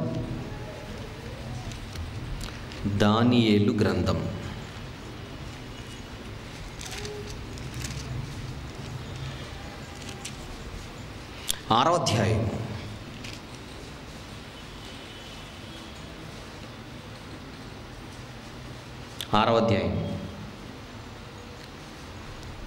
8వ వచనము నుంచి 8, 9 చదువుకుందాం. మీరు పైన చదువుకోండి, మొదటి నుంచి తర్వాత. మాదీయుల యొక్కయు పారసీకుల యొక్కయు పద్ధతిని అనుసరించి స్థిరమగు శాసనముగా ఉండునట్లు దాని మీద సంతకము చేయుమని మనవి చేసిరి. వీళ్ళందరూ కూడా ప్రధానులు, అధిపతులు, వీళ్ళందరూ వచ్చి, మీరు సంతకం చేయాలి, మీరు సంతకం చేయాలి రాజా, మీరు సంతకం చేస్తేనే స్థిరమవుతుంది అంటే ఈయనేం చేశాడు? 9 కాగా రాజుకు దర్యావేషు శాసనము వ్రాయించి సంతకము చేశాడు. ఏ పెన్నుతో? రెనాల్డ్స్ పెన్నుతో అనుకుండేరు. సంతకం ఏ స్టైల్లో చేశాడో చెబుతాను. సంతకం చేసిన, శాసనం పుట్టిన దానియేలు గారు మాత్రం ప్రతిరోజు ముమ్మారు మోకరిల్లి దేవునికి ప్రార్థన చేసేస్తున్నాడు. ఇప్పుడు దానియేలు గారు దొరికేశాడు వీళ్ళకి. ఆయన దొరకడానికే కదా ఇంత వీళ్ళు ప్రయత్నం చేసింది. అర్జెంటుగా ఇన్ఫర్మేషన్, బ్రేకింగ్ న్యూస్ లాగా తీసుకొని వచ్చారు దర్యావేష్ దగ్గరికి. ఏం చేశాడో చూద్దాం. 11 నుంచి, ఆ మనుషులు గుంపు కూడి వచ్చి దానియేలు తన దేవునికి ప్రార్థన చేయటయు ఆయనను బతిమాలుకున్నటయు చూచి, అది చూడడానికి ఎంత కదా, రాజు సముఖంలోకి వచ్చి శాసన విషయమును బట్టి, రాజా 30 దినముల వరకు నీకు తప్ప మరి ఏ దేవునికైనాను మానవునికైనాను ఎవడను ప్రార్థన చేయకూడదు, ఎవడైనా చేసిన వాడు సింహముల గుహలో పడద్రోయబడనని నీవు ఆజ్ఞయలేదా అని మనవి చేయగా, రాజు మాదీయుల యొక్కయు పారసీయుల యొక్కయు పద్ధతి ప్రకారము ఆ సంగతి స్థిరము, ఎవరును దాని రద్దుపరచజాలరు, ఎందుకంటే నేను సంతకం చేశాను. అందుకు వారు, చెరపట్టబడిన యూదులలోనున్న ఆ దానియేలు నిన్నే గాని నీవు పుట్టించిన శాసనమునే గాని లక్ష్య పెట్టక అనుదినము ముమ్మారు ప్రార్థన చేయించు వచ్చుచున్నాడని గుండెలు పగిలే వార్త ఈయనకు చెప్పారు. ఎందుకంటే ఈయన దానియేలుకు ఫ్యాన్ కనుక. అప్పుడు రాజు ఏం చేశాడు? రాజు ఈ మాట విని బహుగా వ్యాకులపడి, మంచోడు, దానియేలును రక్షింపవలనని తన మనసు దృఢము చేసుకొని సూర్యుడు అస్తమించు వరకు అతన్ని విడిపించుటకు ప్రయత్నం చేశాడు. రాజు విడిపించాలని ప్రయత్నం చేస్తుంటే వర్కౌట్ అవ్వట్లేదు. ఎందుకు అంత కష్టం రాజుకి? శాసనము చేసిన ఆయన రద్దుపరచొచ్చుగా. తాను చేసిన శాసనాన్ని తాను కూడా రద్దుపరచజాలనంత స్థిరముగా ఒకటి చేయబడింది అక్కడ. ఏంటది? ఆయన సంతకం. ఉదయం నుంచి సూర్యుడు అస్తమించేంత వరకు ప్రయత్నం చేశాడు దానియేలు గారిని రక్షించాలని. అప్పుడు వీళ్ళు ఏమన్నారు చూడండి, ఏమన్నారు వీళ్ళు? ఆ మనుషులు 15వ వచనం, ఆ మనుషులు దీన్ని చూచి రాజసన్నిధికి సందడిగా కూడి వచ్చి వార్నింగ్ ఇస్తున్నారు రాజుగారికి. ఏమన్నా చూద్దాం. రాజా, రాజు స్థిరపరిచిన ఏ శాసనము కానీ తీర్మానము కానీ ఎవడును రద్దుపరచజాలడు. ఇది మాదీయులకును పారసీకులకును విధి అని తమరు తెలుసుకోవాలి. వావ్, ఏ లెవెల్లో చెప్పారు చెప్పండి. మీరు తెలుసుకోవాలి. ఆ మాటకి రాజుగారు అవుట్. ఇష్టం లేకున్నా దానిలో కానీ సింహబోన్లో వేయించేశాడు. తర్వాత తెలుసు మీకేం జరిగింది. అయితే సింహపు బోన్లో పడిపోయినా మళ్ళీ రాజుగారి మనసు మారుతుందేమో అని వీళ్ళు ఏం చేశారు చూడండి. 17వ వచనం. వారు ఒక రాయి తీసుకొని వచ్చి, అప్పటికే దానియేలును పడేశారు లోపల. పై వచనాలలో వారు ఒక రాయి తీసుకొని వచ్చి ఆ గుహ ద్వారంలో వేసి దాన్ని మూసిరి, మరియు దానియేలును గూర్చి రాజు యొక్క తీర్మానము మారునేమో అని రాజు ముద్రను, అతని అధికారుల ముద్రను వేసి దానిని ముద్రించిరి. రాజు ముద్ర పడితే రాజు కూడా మార్చలేడు. ముద్రకున్న ప్రాముఖ్యత మీకు అర్థమైందా? ఇది అర్థమైతే జెరుబ్బాబెలును ఏం చేస్తానంటున్నాడు, అక్కడికి రండి, అందుకోసం ఇంత ప్రయాణం ఉన్నది. ఇప్పుడు జెరుబ్బాబెలుకి ఏం చెప్తున్నాడు వాగ్దానం చూడండి. 2వ అధ్యాయము 23వ వచనం. నా సేవకుడవును షయల్తీయేలు కుమారుడైన జెరుబ్బాబెలు, నేను నిన్ను ఏర్పరచుకొని ఉన్నాను కనుక ఆ దినమున నేను నిన్ను తీసుకొని ముద్ర ఉంగరముగా చేతును. ఆ మాట చదువుతున్నప్పుడు ఇప్పుడు మీకు ముద్ర ఉంగరం అంటే దాని వెయిట్ ఎంతో మీకు అర్థం కావాలి. ఇప్పుడు ఇదే సైన్యములకు అధిపతి యెహోవా వాక్కు, నిన్నే ముద్ర ఉంగరంగా చేస్తాను, నువ్వే ఒక ఉంగరంగా మారిపోతావు. నువ్వు వేసే ముద్ర కాదు, నువ్వే ఒక ముద్ర. అంటే నీ నోటి మాట చాలు, నీ నోటి మాటే ఒక ముద్ర. నువ్వు మళ్ళీ ముద్ర సంతకం చేయాల్సిన అవసరం లేదు. అంత గొప్పోడా జెరుబ్బాబెలు? అది ప్రశ్న. అంత సూపర్ హీరోలాగా చెబుతున్నాడు చూడండి జెరుబ్బాబెలు గురించి. ప్రత్యేకంగా 4th సందేశం, 4వ సందేశం జెరుబ్బాబెలు కోసమే వచ్చింది. ఇది 9వ నెల 24వ దినాన మరలా యెహోవా వాక్కు ప్రత్యక్షమై నువ్వు జెరుబ్బాబెలుతో చెప్పాలి. నేను జెరుబ్బాబెలును ఏం చేయబోతున్నానో నువ్వు జెరుబ్బాబెలుకు చెప్పాలి. ఎందుకంటే జెరుబ్బాబెలు నా సేవకుడు, అతన్ని నేను ఏర్పరచుకొని ఉన్నాను. ఈ రాజ్యాలన్నిటినీ తీసేసి జెరుబ్బాబెలును నేను నిలబెడతాను. అదే కదా పై వచనాలలో నుంచి. అన్యజనుల రాజ్యాలన్నిటినీ తీసి నా సేవకుడైన జెరుబ్బాబెలును ఆల్రెడీ ఏర్పరచుకొని ఉన్నాను. ఆ రోజు ఆ జెరుబ్బాబెలునే ఒక ముద్ర ఉంగరముగా నేను చేస్తాను. ప్రపంచం చూస్తుంది. ఇదే సైన్యములకు అధిపతియగు యెహోవా వాక్.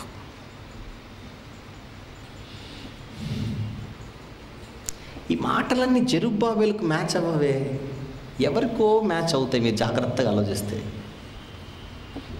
ఇదిగో నా సేవకుడు, నేను ఏర్పరచుకున్న వాడు, నా ప్రాణమునకు ప్రియుడు. ఈ పదాలకి ఎవరివా నెట్లు ఇస్తున్నా మీరు ఆలోచించండి. పోనీ ఎందుకైనా మంచిది ఒకసారి యెషయా గ్రంథం 42లో ఒక మాట చూద్దాం. యెషయా గ్రంథం 42. ఏర్పరచుకొని ఉన్నాను నా సేవకుడు. ఈ మాటలు ఇక్కడ ఏమైనా కనపడతాయేమో చూద్దాం. యెషయా గ్రంథం 42 మొదటి వచనం. హగ్గైలో ఏం చదివారో మైండ్లో పెట్టుకుని ఇది చదవండి, ఊరిని చదవకండి. ఇదిగో నేను ఆదుకొను నా సేవకుడు. నెక్స్ట్, నేను ఏర్పరచుకొనిన వాడు. ఆ మాట అక్కడ ఉందా లేదా? ఏర్పరచుకొని ఉన్నాను అన్నాడు. ఏర్పరచుకొనిన వాడు నా ప్రాణమునకు ప్రియుడు, అతని యందు నా ఆత్మను ఉంచి ఉన్నాను అంటున్నాడు.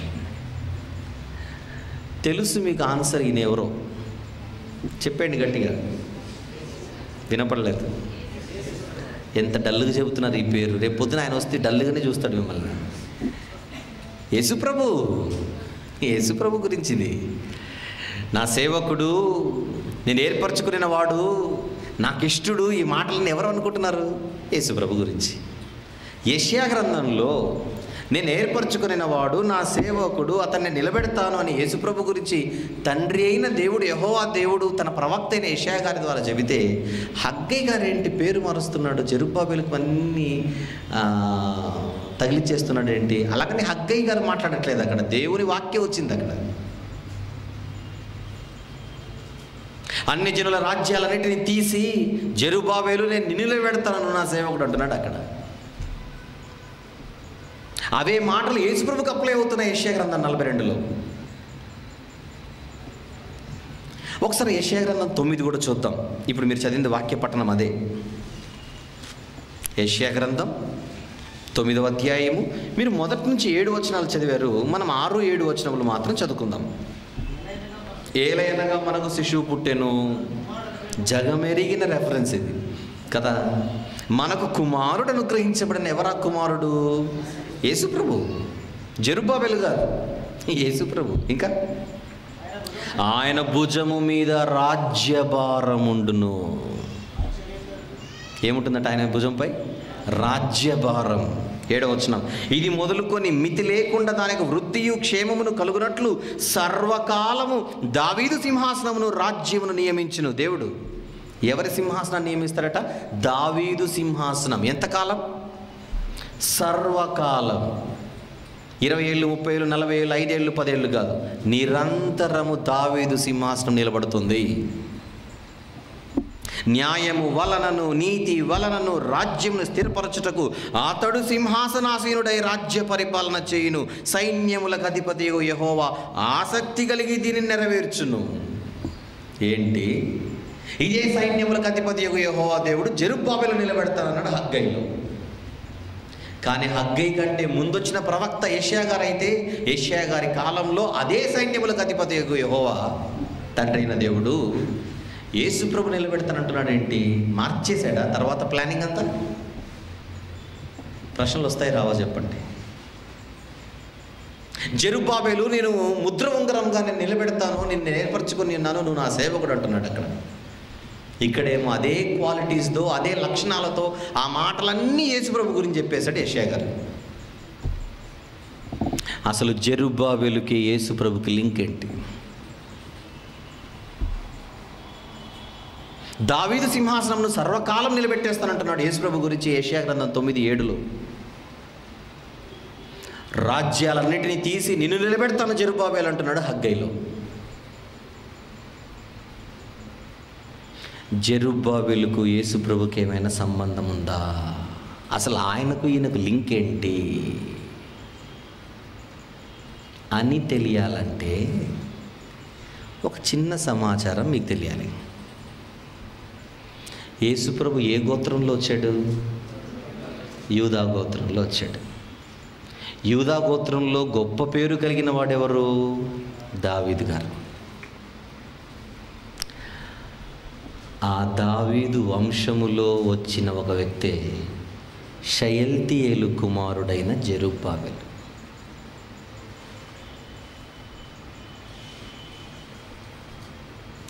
దేవుని కుమారుడును యేసుక్రీస్తు యొక్క వంశావళి అని మత్తయి గారు మొదలు పెడతారు.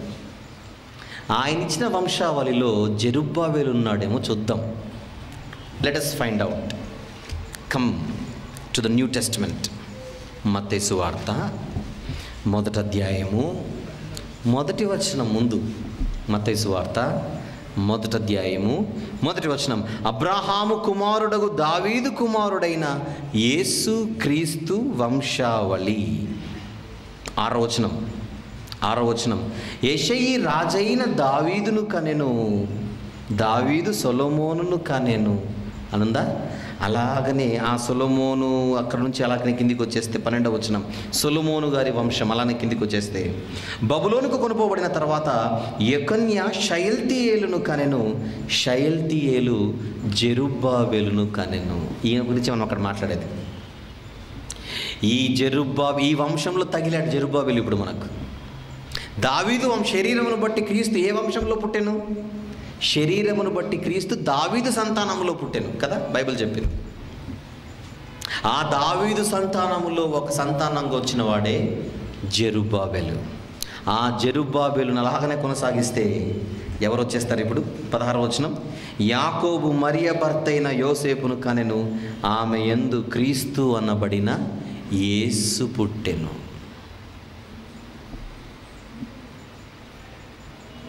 మత్తయి సువార్తలో యేసుక్రీస్తు వారి వంశావళిలో జెరుబ్బాబెలు కనపడుతున్నాడు. దీన్నే రాయల్ లైన్ అంటాం. మత్తయి సువార్తలో ఉన్నది ఏంటి చెప్పండి? రాజవంశం. ఇదంతా కూడా, ఇదంతా రాజులున్న వంశం ఇది. ఎందుకంటే ఇందులో మీకు అందరు రాజులు కనపడతారు. ఒకసారి చూపిస్తాను. 6వ వచనం, దావీదు గారు రాజు కదా, రాజైన దావీదు అని కనపడుతుంది చూడండి 6వ వచనంలో. దావీదు గారు రాజు కదా, ఆ రాజుగారి కుమారుడు ఎవరు? సొలొమోను రాజేనా చెప్పండి? సొలొమోను కొడుకు రెహబాము రాజేనా? 7వ వచనం, రెహబాము కుమారుడు అబియా రాజేనా? తెలియకపోతే రాజే, నేను చెప్తున్నానుగా. తర్వాత అబియా కుమారుడు, ఎందుకంటే మనకు రెహబాం వరకే కొంచెం గుర్తుంటే తర్వాత ఉండవు, అందుకే నేను చెప్తున్నాను. అబియా తర్వాత వచ్చిన వాడు ఆసా రాజేనా? అవును. యెహోషాపాతు రాజే, యెహోరాము రాజే, ఉజ్జియా రాజే, యోతాము రాజే, ఆహాజు రాజే, హిజ్కియా రాజే, మనష్షే రాజే, ఆమోను రాజే, యోషియా రాజే, యొకొన్యా రాజే. వీళ్ళందరూ రాజులు. ఇదంతా రాజవంశం. మత్తయి గారు యేసుప్రభుని చూపించడానికి ఒక వంశావళిని తీసుకున్నాడు. That is called royal line. రాజవంశాన్ని చూపించాడు. దావీదు నుంచి మొదలై రాజవంశం అలాగనే కంటిన్యూ అయింది. యెకొన్యా అని చదివారు ఇందాక. ఆయనకున్న మరొక పేరు కొన్యా, ఆయనకున్న మరొక పేరే యెహోయాకీను. మనకు రాజుల గ్రంథంలో, దినవృత్తాంతాల గ్రంథంలో యెహోయాకీను, కీము అన్న పేరుతో ఇంకొక ఆయన ఉన్నాడు. ఆయన గురించి కాదు, యెహోయాకీను గురించి మాట్లాడుతున్నాను. యెహోయాకీనుకున్న పేరే యొకన్యా. యెకొన్యాకున్న మరొక పేరే తీసేస్తే కొన్యా. 3 పేర్లు కలిగి ఉన్నాయి. ఆయన కుమారుడిగా షయల్తీయేలు కనపడుతున్నాడు. షయల్తీయేలు బబులోను చెరలోనికి వెళ్ళిపోయాడు. అందుకే షయల్తీయేలుకి ఏమని పేరు ఉంటుందో చెప్పనా? చెరలో ఉన్న రాజు అని పేరు ఆయనకి. షయల్తీయేలుకి ఏమని పేరు ఉంటుందో చెప్పండి? ద కింగ్ ఇన్ ఎగ్జైల్ అని ఉంటుంది. యెహోయాకీను పరిపాలించాడు, కానీ వారసుడికి ఎవరు రావాలి?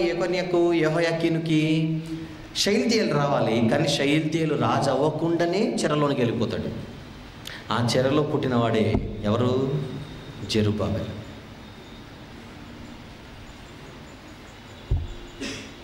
ఇక్కడ ఒక చిన్న సమాచారం ఇస్తాను. ఫ్యూచర్లో వంశావళుల గురించి నేను ప్రత్యేకంగా మాట్లాడతాను. ఇప్పుడు మాత్రం ఒక చిన్న ఇన్ఫర్మేషన్ ఇస్తాను. చాలామందికి ఏం డౌట్ వస్తుందంటే, లూకా సువార్తలో వేరే వంశం ఉంది కదండి అని అంటుంటారు చాలామంది. ఎందుకంటే అక్కడ పేర్లు డిఫరెంట్గా ఉంటాయి. మత్తయి సువార్తలో ఉన్నది రాయల్ లైన్, రాజవంశాన్ని మత్తయి గారు మాట్లాడారు. వీళ్ళందరూ కూడా కొంతమంది బయోలాజికల్గా కనకపోయినా, ఇక్కడ కొంతమంది పిల్లలు ఎవరైతే కనెను ఉంది కదా, అంటే ఎవరికి ఎవరు తండ్రి అని చెప్పబడుతూ వచ్చింది. వీళ్ళల్లో అందరూ బయోలాజికల్ ఫాదర్స్ కాదు, ఫిజికల్గా కన్న వాళ్ళు అందరూ కాదు. ఇందులో కొంతమంది తండ్రులుగా పిలువబడ్డారు. ఎందుకంటే వారసులు అయిపోయారు. రాజు తర్వాత వారి కుటుంబంలో వచ్చినటువంటి వీరుగా ఉండి వారసులైన వాళ్ళు కూడా వీళ్ళకు పిల్లలుగా పిలువబడ్డారు. తర్వాత చెప్తాను దాని గురించి. రాజుగారి వారసులు కూడా రాజుగారి పిల్లలుగా పిలువబడ్డారు. అందుకే ఇది రాజవంశం. ఉదాహరణకు ఒక రాజుగారి వంశం ఉంది, అందులో నువ్వు ఒక రాజు అయ్యావు అనుకో. నీ తర్వాత నీ కడుపున పుట్టినవాడు రాజు కాకపోయినా మరొకడు రాజు అయినా అతను నీకు కుమారుడుగా పిలువబడ్డాడు. వీళ్ళలో చాలామంది అలాగనే పిలువబడ్డారు కొంతమంది.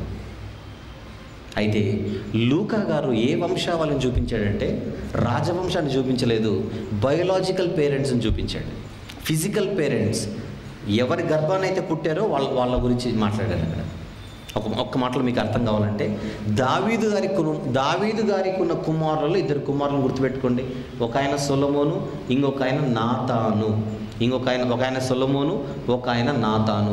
సొలొమోను వంశాన్ని అంతటిని మత్తయి గారు రాశారు, నాతాను వంశాన్ని అంతటిని లూకా గారు రాశారు. అందుకే లూకా సువార్తలో సొలొమోను కనపడ్డు, మీకు నాతాను కనపడతాడు. చూడండి ఒకసారి లూకా సువార్త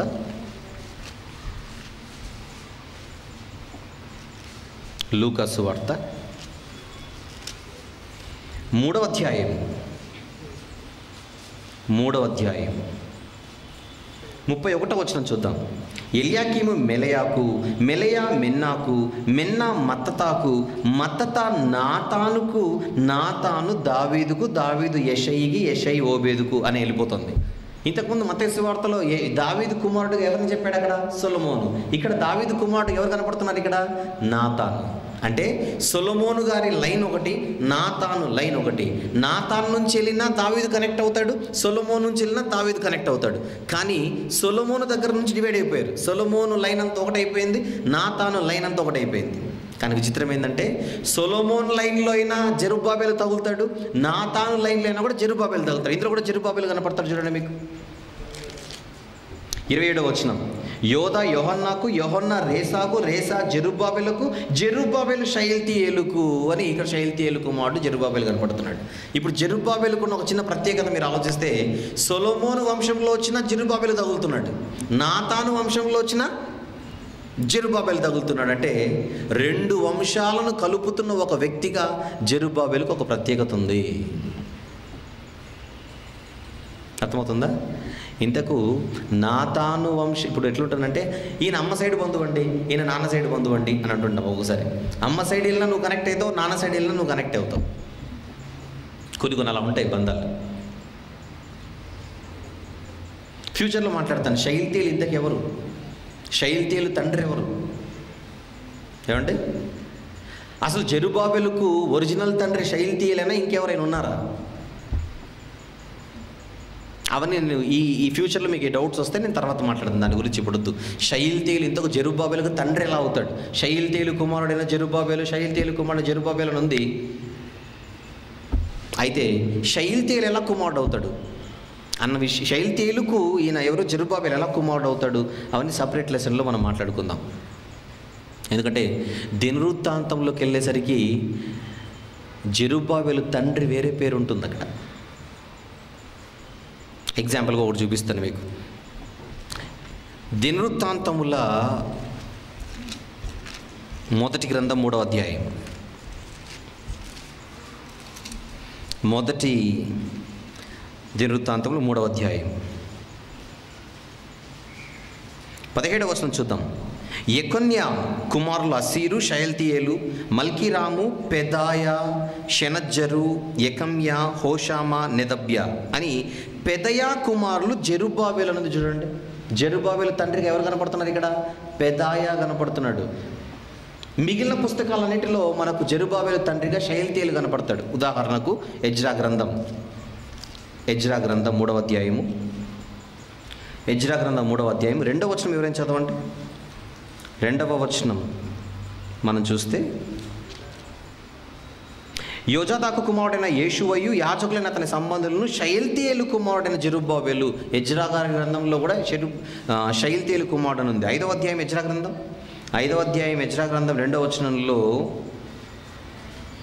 షయల్తీయేలు కుమారుడైన జెరుబ్బాబెలు అని కనపడుతుంది. చూడండి ఏమండి, మిగిలిన పుస్తకాల్లో మనకు షయల్తీయేలు తండ్రిగా కనపడుతున్నాడు.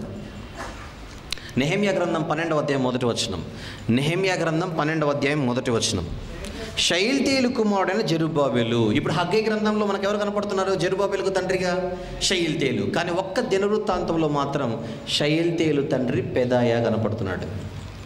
ఏమండి, అందుకే కేవలం రాజవంశాన్ని మాత్రమే మనసులో పెట్టుకొని మత్తయి గారు ప్రజెంట్ చేస్తే, మిగిలిన కనెక్షన్స్ అన్నిటినీ నాట్ ఓన్లీ బయోలాజికల్ లైన్, మిగిలిన కనెక్షన్స్ అన్నిటిని లైన్లో పెట్టుకొని మనసులో పెట్టుకొని లూకా గారు ఆ వంశావళిని ప్రజెంట్ చేశాడు. ఫ్యూచర్లో దాని గురించి మనం మాట్లాడదాం. ఏమంటే అల్టిమేట్గా మత్తయి సువార్తలో మనకు భర్త అయిన యోసేపు కనెక్ట్ అవుతాడు. గుర్తుపెట్టుకోండి, మత్తయి సువార్తలో మనకు భర్త అయిన యోసేపు కనెక్ట్ అవుతాడు. లూకా సువార్తలో మరియమ్మకు కనెక్ట్ అవుతుంది వంశం అంతా. నిజంగా యేసుప్రభుకి యోసేపు తండ్రి అవుతాడా మీరు చెప్పండి? యోసేపు కుమారుడు అనడానికి యోసేపుకు నువ్వు పుట్టాడా ఏమని యేసుప్రభు? లేదు కదా. యేసుప్రభు బయోలాజికల్గా యోసేపుకు పుట్టాడా చెప్పండి? కానీ ఏమని పిలువబడ్డాడు? యోసేపు కుమారుడు. ఇతని తండ్రి వడ్లవాడు కాదా? అంటే యోసేపుకు పుట్టకపోయినా బయోలాజికల్గా ఫిజికల్గా యోసేపు మాత్రం ఏమని పిలువబడ్డాడు చెప్పండి? యేసు ప్రభుకు తండ్రి అని పిలువబడ్డాడు. అలాగే ఈ వంశావళులలో కొంతమంది వాళ్ళే కనకపోయినా తండ్రులుగా పిలువబడ్డారు. ఒక ఎగ్జాంపుల్ చెప్తాను. పాత నిబంధనలో ప్రత్యేకించి యూదులకు ఒక ధర్మం ఉండేది. ఏంటంటే సహోదరులుగా ఉండి ఒక ఆయన పిల్లలు లేక చనిపోతే అప్పుడు అతని తమ్ముడు వచ్చి మరిది ధర్మం చేయాలి అనే ఒక చట్టం ఉండేది. మీకు కొంచెం క్లూ ఇస్తున్నాను, తర్వాత ఫ్యూచర్లో మాట్లాడతాను. ఇది ఉదాహరణకు యాకోబు కుమారులలో యూదా, ఆయన కోడలు తామారు. ఆవిడ భర్త చనిపోయాడు కదా పిల్లలు లేక చనిపోయేసరికి అతని తమ్ముడిని అంటే యూదా మరొక కుమారుడిని యూదా పిలిచి ఏమంటాడు, నీ అన్న పిల్లలు లేక చనిపోయాడు కనుక నీవు వెళ్ళి మరిది ధర్మము చెయ్యి. తెలుసు కదా ఇదంతా మీకు, మరిది ధర్మము చెయ్యి. అప్పుడు అతను తప్పు చేస్తాడు, దేవుడు అతన్ని చంపేస్తాడు. ఇద్దరు కొడుకులు నేను పోగొట్టుకున్నాను, ఆల్రెడీ పెద్దోడు చనిపోయాడు, ఇతను చనిపోయాడు అని మూడోవాడు చిన్నోడు కనుక చిన్నోడు పెద్దోడు అయ్యేంత వరకు నువ్వు వెయిట్ చేయమ్మా అని ఆమెను పంపించేస్తాడు. ఇదంతా మీకు ఆదికాండం, జస్ట్ మీ తర్వాత చదువుకోండి, ఇదంతా ఇప్పుడు అవసరం లేదు. మీకు క్లూ ఇవ్వడానికి చెబుతున్నాను నేను. ఆదికాండము చెప్పండి, అధ్యాయం 38 6వ వచనము నుండి, లేదా మొదటి 38 మొత్తం చదవండి. 38వ అధ్యాయం మొత్తం చదివితే మీకు మ్యాటర్ క్లియర్ అర్థమైపోతుంది. విషయం ఏంటంటే అన్న పిల్లలు లేక చనిపోతే తమ్ముని ద్వారా పిల్లలు పుట్టిన జ్యేష్ఠపుత్రుడు మాత్రం తమ్ముని బిడ్డగా పిలువబడ్డు, అన్న బిడ్డగానే పిలువబడతాడు. అధ్యాయం చదివితే మీకు అర్థమవుతుంది, తర్వాత చదవండి.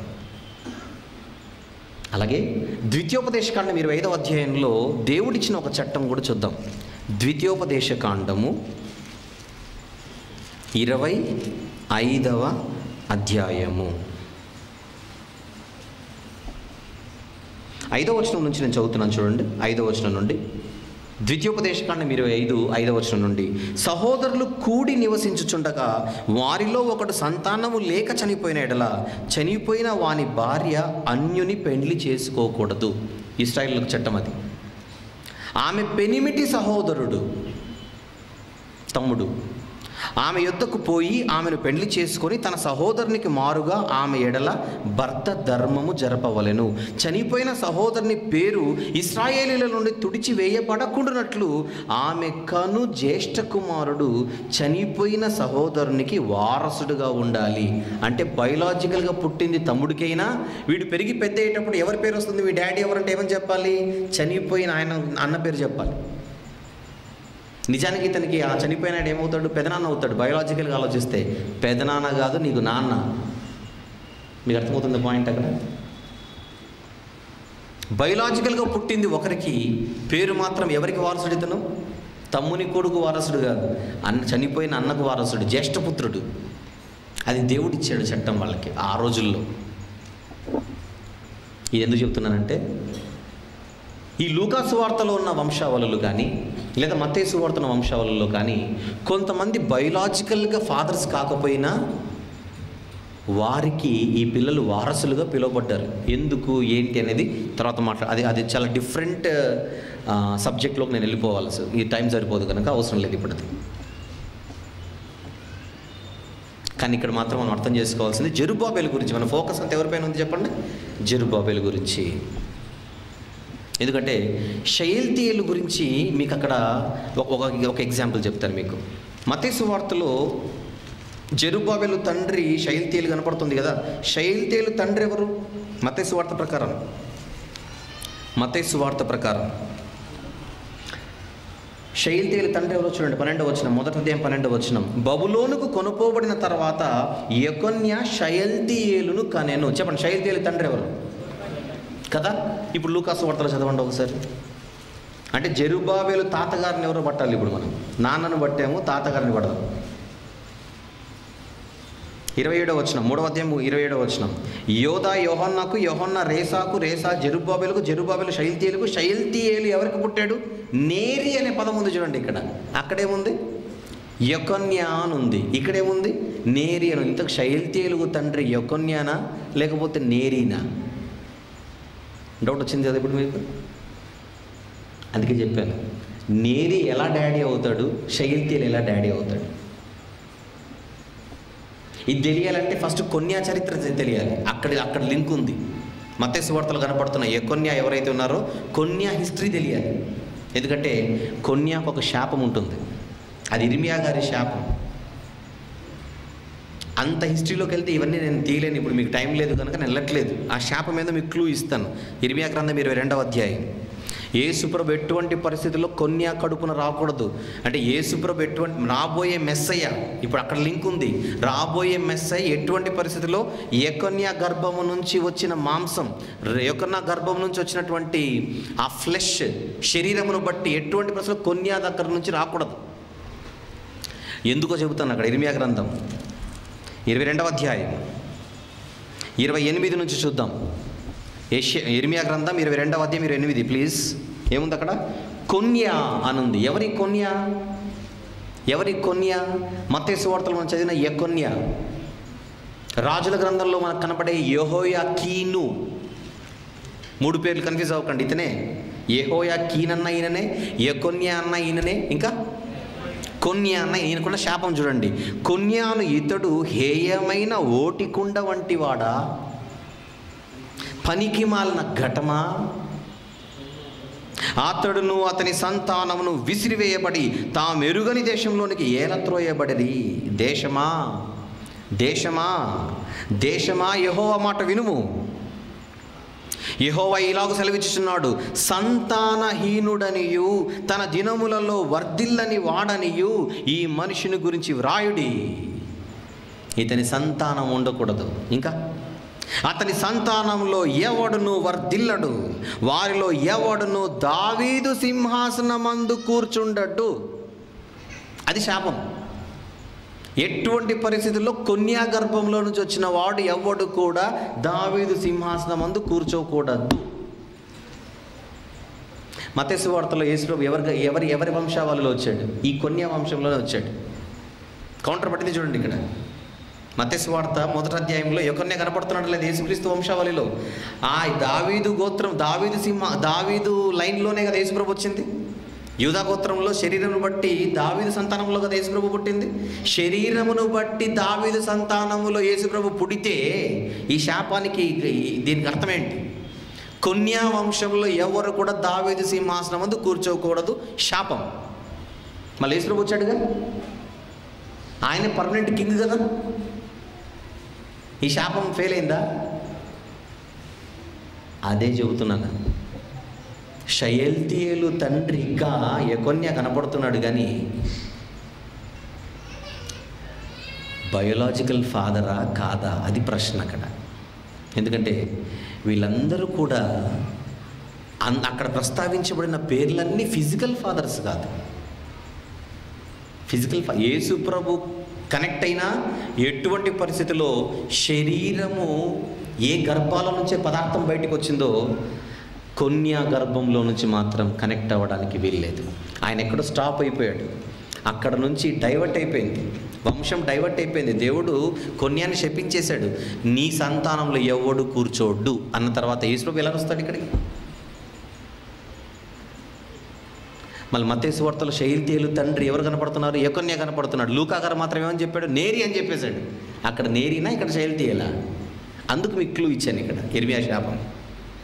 ఇర్మియా శాపం మైండ్లో పెట్టుకుంటే ఎటువంటి పరిస్థితిలో యెకొన్యా గర్భములో నుంచి వచ్చిన ఈ శరీర నిర్మాణం లేదా ఈ సంతానములో యెకొన్యాకు యేసుప్రభుకు లింక్ కనెక్ట్ అవ్వకూడదు. బయలాజికల్గా, ఫిజికల్గా, భౌతికంగా యేసుప్రభు ఏ గర్భంలో నుంచి వచ్చాడో, మరియమ్మ కావచ్చు లేదా పెంచిన తండ్రి యోసేపు కావచ్చు, ఎవరైనా కావచ్చు, బయోలాజికల్గా కనెక్ట్ అవ్వకూడదు యెకొన్యాకి. మధ్యలో ఏదో మార్పు జరిగింది, ట్రైన్ రూట్ మార్చింది. మీకు అర్థమవుతుందా? క్లూ ఇచ్చాను మీకు. అందువల్ల ఆ డీటెయిల్స్లోకి వెళ్ళాను నేను. ఇప్పుడు జెరుబ్బాబెలు గురించి మాత్రం మన ఫోకస్. ఏంటి జెరుబ్బాబెలు గురించి? జెరుబ్బాబెలు దావీదు వంశంలో వస్తున్నవాడుగా కనబడుతున్నాడు. నంబర్ 1. సొలొమోను లైన్లో వచ్చినా కనెక్ట్ అవుతున్నాడు, నాతాను వంశంలో వచ్చినా కనెక్ట్ అవుతున్నాడు. 2 వంశాల్లో కూడా కనబడుతున్న ఒక వ్యక్తిగా ఎవరు కనబడుతున్నారు ఇక్కడ మనకు? జెరుబ్బాబెలు. అక్కడ లింక్ కనెక్ట్ అవుతుంది. ఇప్పుడు హగ్గై గ్రంథంలో 2వ అధ్యాయంలో నా సేవకుడైన జెరుబ్బాబెలు అంటున్నాడు. మీరు ఒక్కసారి చెప్పండి, జెరుబ్బాబెలును మనసులో పెట్టుకొని వింటాడా? ఆ వంశంలో రాబోతున్న యేసు ప్రభు గురించి మీరు చెప్పండి.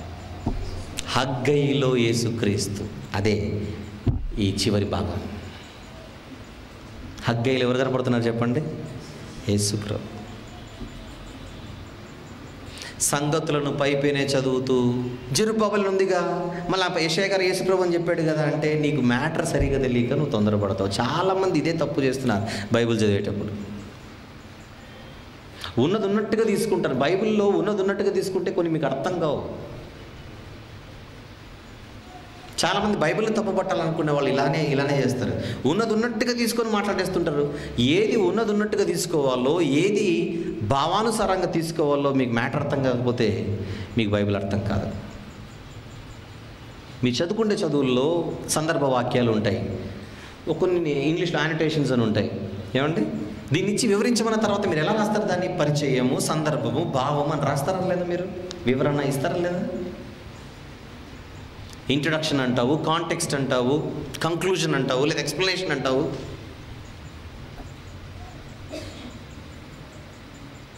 బైబిల్లో దేనిని ఎలా అర్థం చేసుకోవాలో కొంచెం ఆలోచించి మనం చదివితే బైబిల్ నీట్గా అర్థమైపోతుంది. అందరికీ అర్థమయ్యే ఒక అద్భుతమైన ఎగ్జాంపుల్ ఇస్తాను. అక్షరానుసారంగా ఉన్నది ఉన్నట్టుగానే అన్నీ ఉన్నది ఉన్నట్టుగానే తీసుకోవాలని ఎవరైనా ఇలా డిసైడ్ అయితే ఒక చిన్న ప్రశ్న వేస్తాను. ఆదికాండంలో మీరు చూడండి. ఇప్పుడు మీరు తీసిన 42వ అధ్యాయమే, ఇంతకుముందు 41, క్షమించండి, ఆదికాండం 41. ఫరో యోసేపుతో ఏమని చెబుతున్నాడో 44వ వచనంలో చూద్దాం. ఆదికాండము 41వ అధ్యాయం 44వ వచనం. ఎందుకు ఇస్తున్నాను ఇది చెప్పండి? అక్షరానుసారంగా ఉన్నది ఉన్నట్టుగానే తీసుకుంటే మీరు ఎంత భయంకరంగా దొరికిపోతారో చూపించడానికి ఇది చూపిస్తున్నాను నేను. 44వ వచనం. మరియు ఫరో యోసేపుతో, ఫరోను నేనే, అయినను నీ సెలవు లేక, యోసేపు నీ సెలవు లేక ఐగుప్తు దేశమందంతటను ఏ మనుష్యుడును తన చేతినైనను కాలినైనను ఎత్తకూడదు. చెప్పండి మీకేమర్థమైందో? యోసేపు పర్మిషన్, ఎవరికైనా టాటా చెప్పాలన్నా బాయ్ చెప్పాలన్నా చేయెత్తాల్సిందే, అవునా కదా? ఎవరికైనా బాయ్ చెప్పాలంటే ఎలా చెప్తారు చెప్పండి? చేతుతారు. ఫరో ఏం చెప్పాడు యోసేపుకి? ఎవడు కూడా చేయెత్తకూడదు అన్నాడు. ఇప్పుడు ఎవడైనా బాయ్ చెప్పాలంటే చేయెత్తకూడదు. ఫస్ట్ యోసేపు దగ్గరికి వెళ్ళి, అయ్యా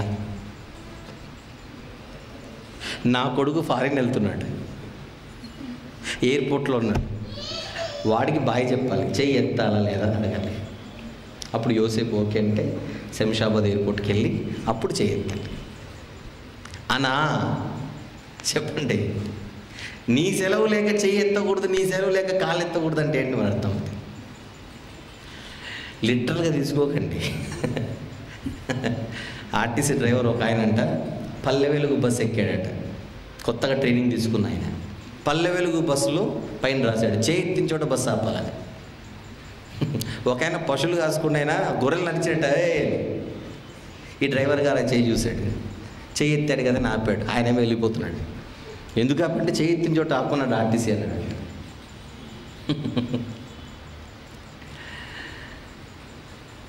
అట్లా జెరుబ్బాబెలు సేవకుడు అంటే మీకు విషయం తెలుసో తెలీదు, దావీదు చనిపోయిన తర్వాత, వినండి బాగా, దావీదు గారు చనిపోయిన తర్వాత నేను దావీదును వారికి రాజుగా కాపరిగా చేస్తానన్నాడు. యెహెజ్కేలు గ్రంథంలో చూడండి మాట. యెహెజ్కేలు గ్రంథం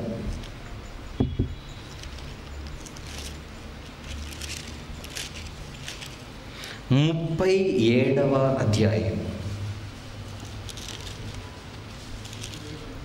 37వ అధ్యాయము చూద్దాం. 24వ వచనం చూద్దాం. 37వ అధ్యాయం 24వ వచనం. నా సేవకుడైన దావీదు వారికి రాజవును అనుంది. చూడండి, ఫ్యూచర్ రాజవును అనుంది. అప్పటికి దావీదు గారు చనిపోయి చాలా కాలం అయింది. మీకు అర్థమవుతుందా? అప్పటికి దావీదు గారు చనిపోయి చాలా కాలమైంది.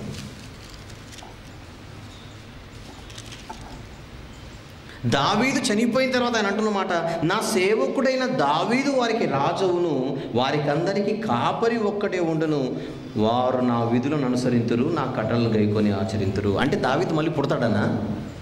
నా సేవకుడైన దావీదు అంటున్నాడు ఏంటి? యెహెజ్కేలు గ్రంథంలో ఈ మాట చెప్పేటప్పటికి కూడా నా సేవకుడైన దావీదు అంటే దావీదు కాదు, దావీదు సంతానంలో రాబోతున్న యేసుప్రభు.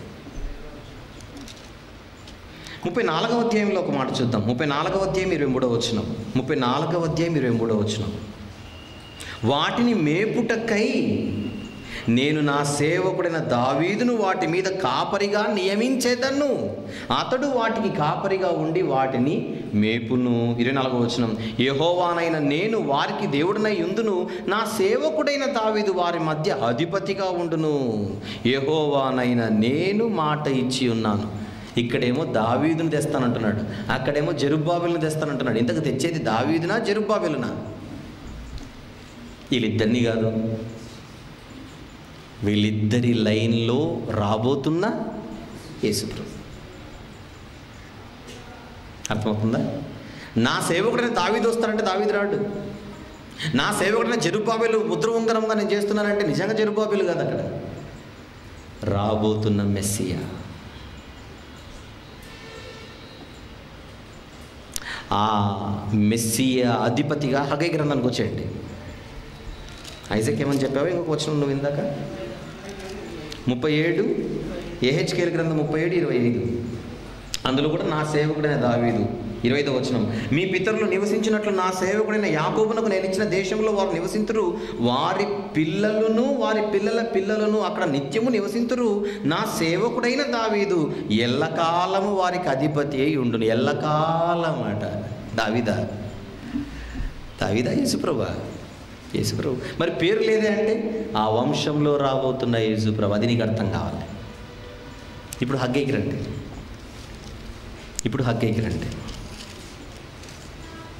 ఏమంటున్నాడు? యూదా దేశపు అధికారియకు జెరుబ్బాబెలు తిట్లను 21వ వచనం హగ్గై గారి ద్వారా చెబుతున్నాడు. ఆకాశమును భూమిని నేను కంపింపజేస్తాను. అంటే మొత్తం నేపాల్లో వచ్చినట్టుగా మొత్తం కంపన. ఈ కంపం కాదు అది. ఆ కంపానికి రాజ్యాలు పడిపోతాయి. పర్వతాలు కాదు, హిమాలయ పర్వతాలు పడవు, కట్టబడిన అంతఃపురాలు పడవు, కట్టడాలు పడవు, రాజ్యాలు పడిపోతాయి. వాటి బలం పడిపోతుంది ఈ కంపానికి. అర్థమవుతుందా మీకు?